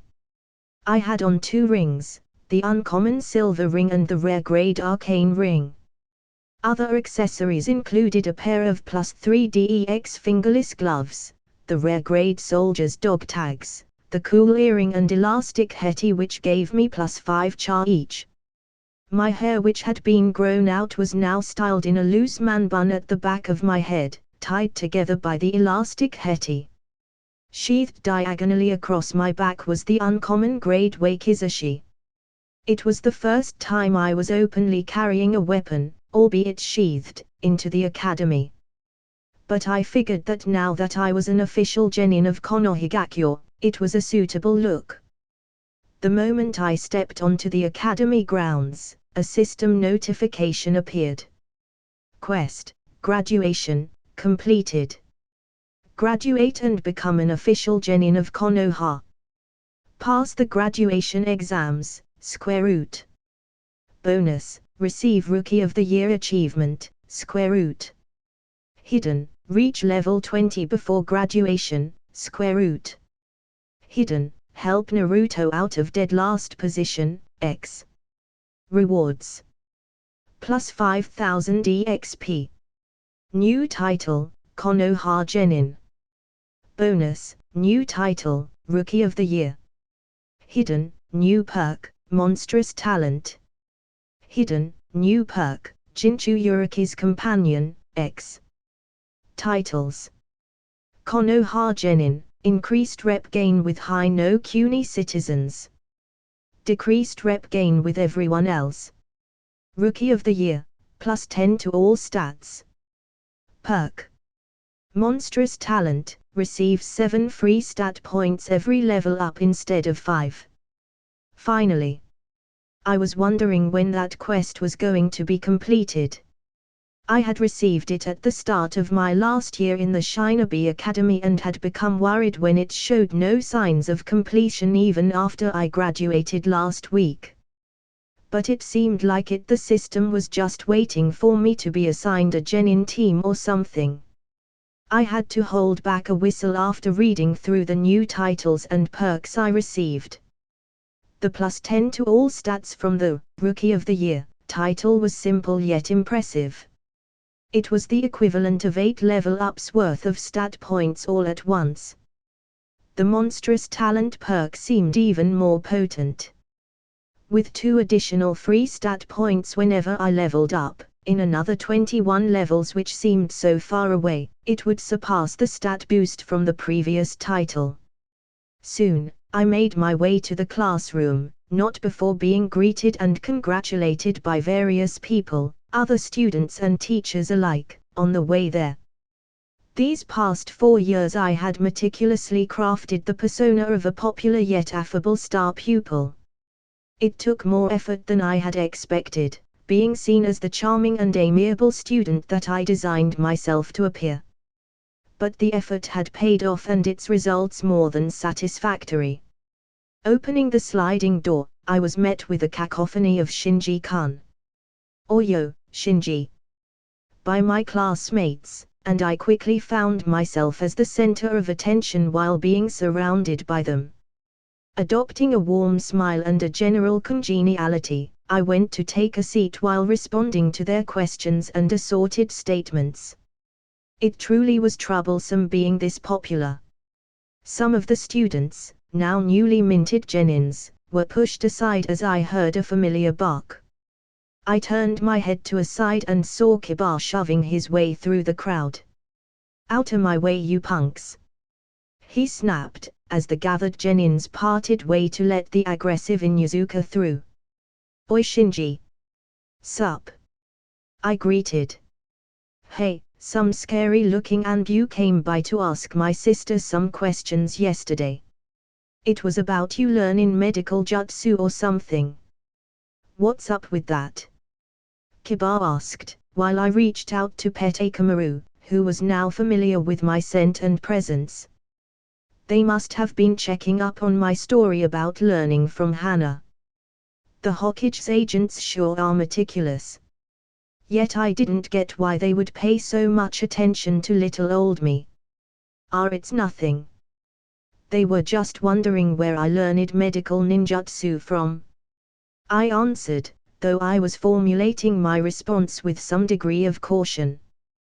There was some stuff I wasn't allowed to reveal, the Scroll of Seals incident being one of them. "They? You mean the Anbu? Why the heck do they know or even care about you learning medical ninjutsu?" Kiba asked, baffled. Before I could answer, however, one of the other kids exclaimed, "Whoa, Anbu!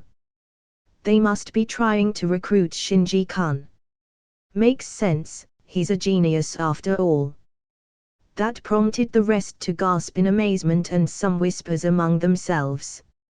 Hey, don't get carried away and go around spreading rumors," I said, trying to calm them down. The very same kid had a face of realization. Anbu recruitment is all done hush hush on the down low. It must be a secret, right, Shinji-kun? That's not what don't be humble, Shinji-kun. Wow, Anbu at age 12, huh? Don't forget us when you get famous. Yeah. Don't worry, Shinji, we'll keep your secret. You guys, seriously, like I said.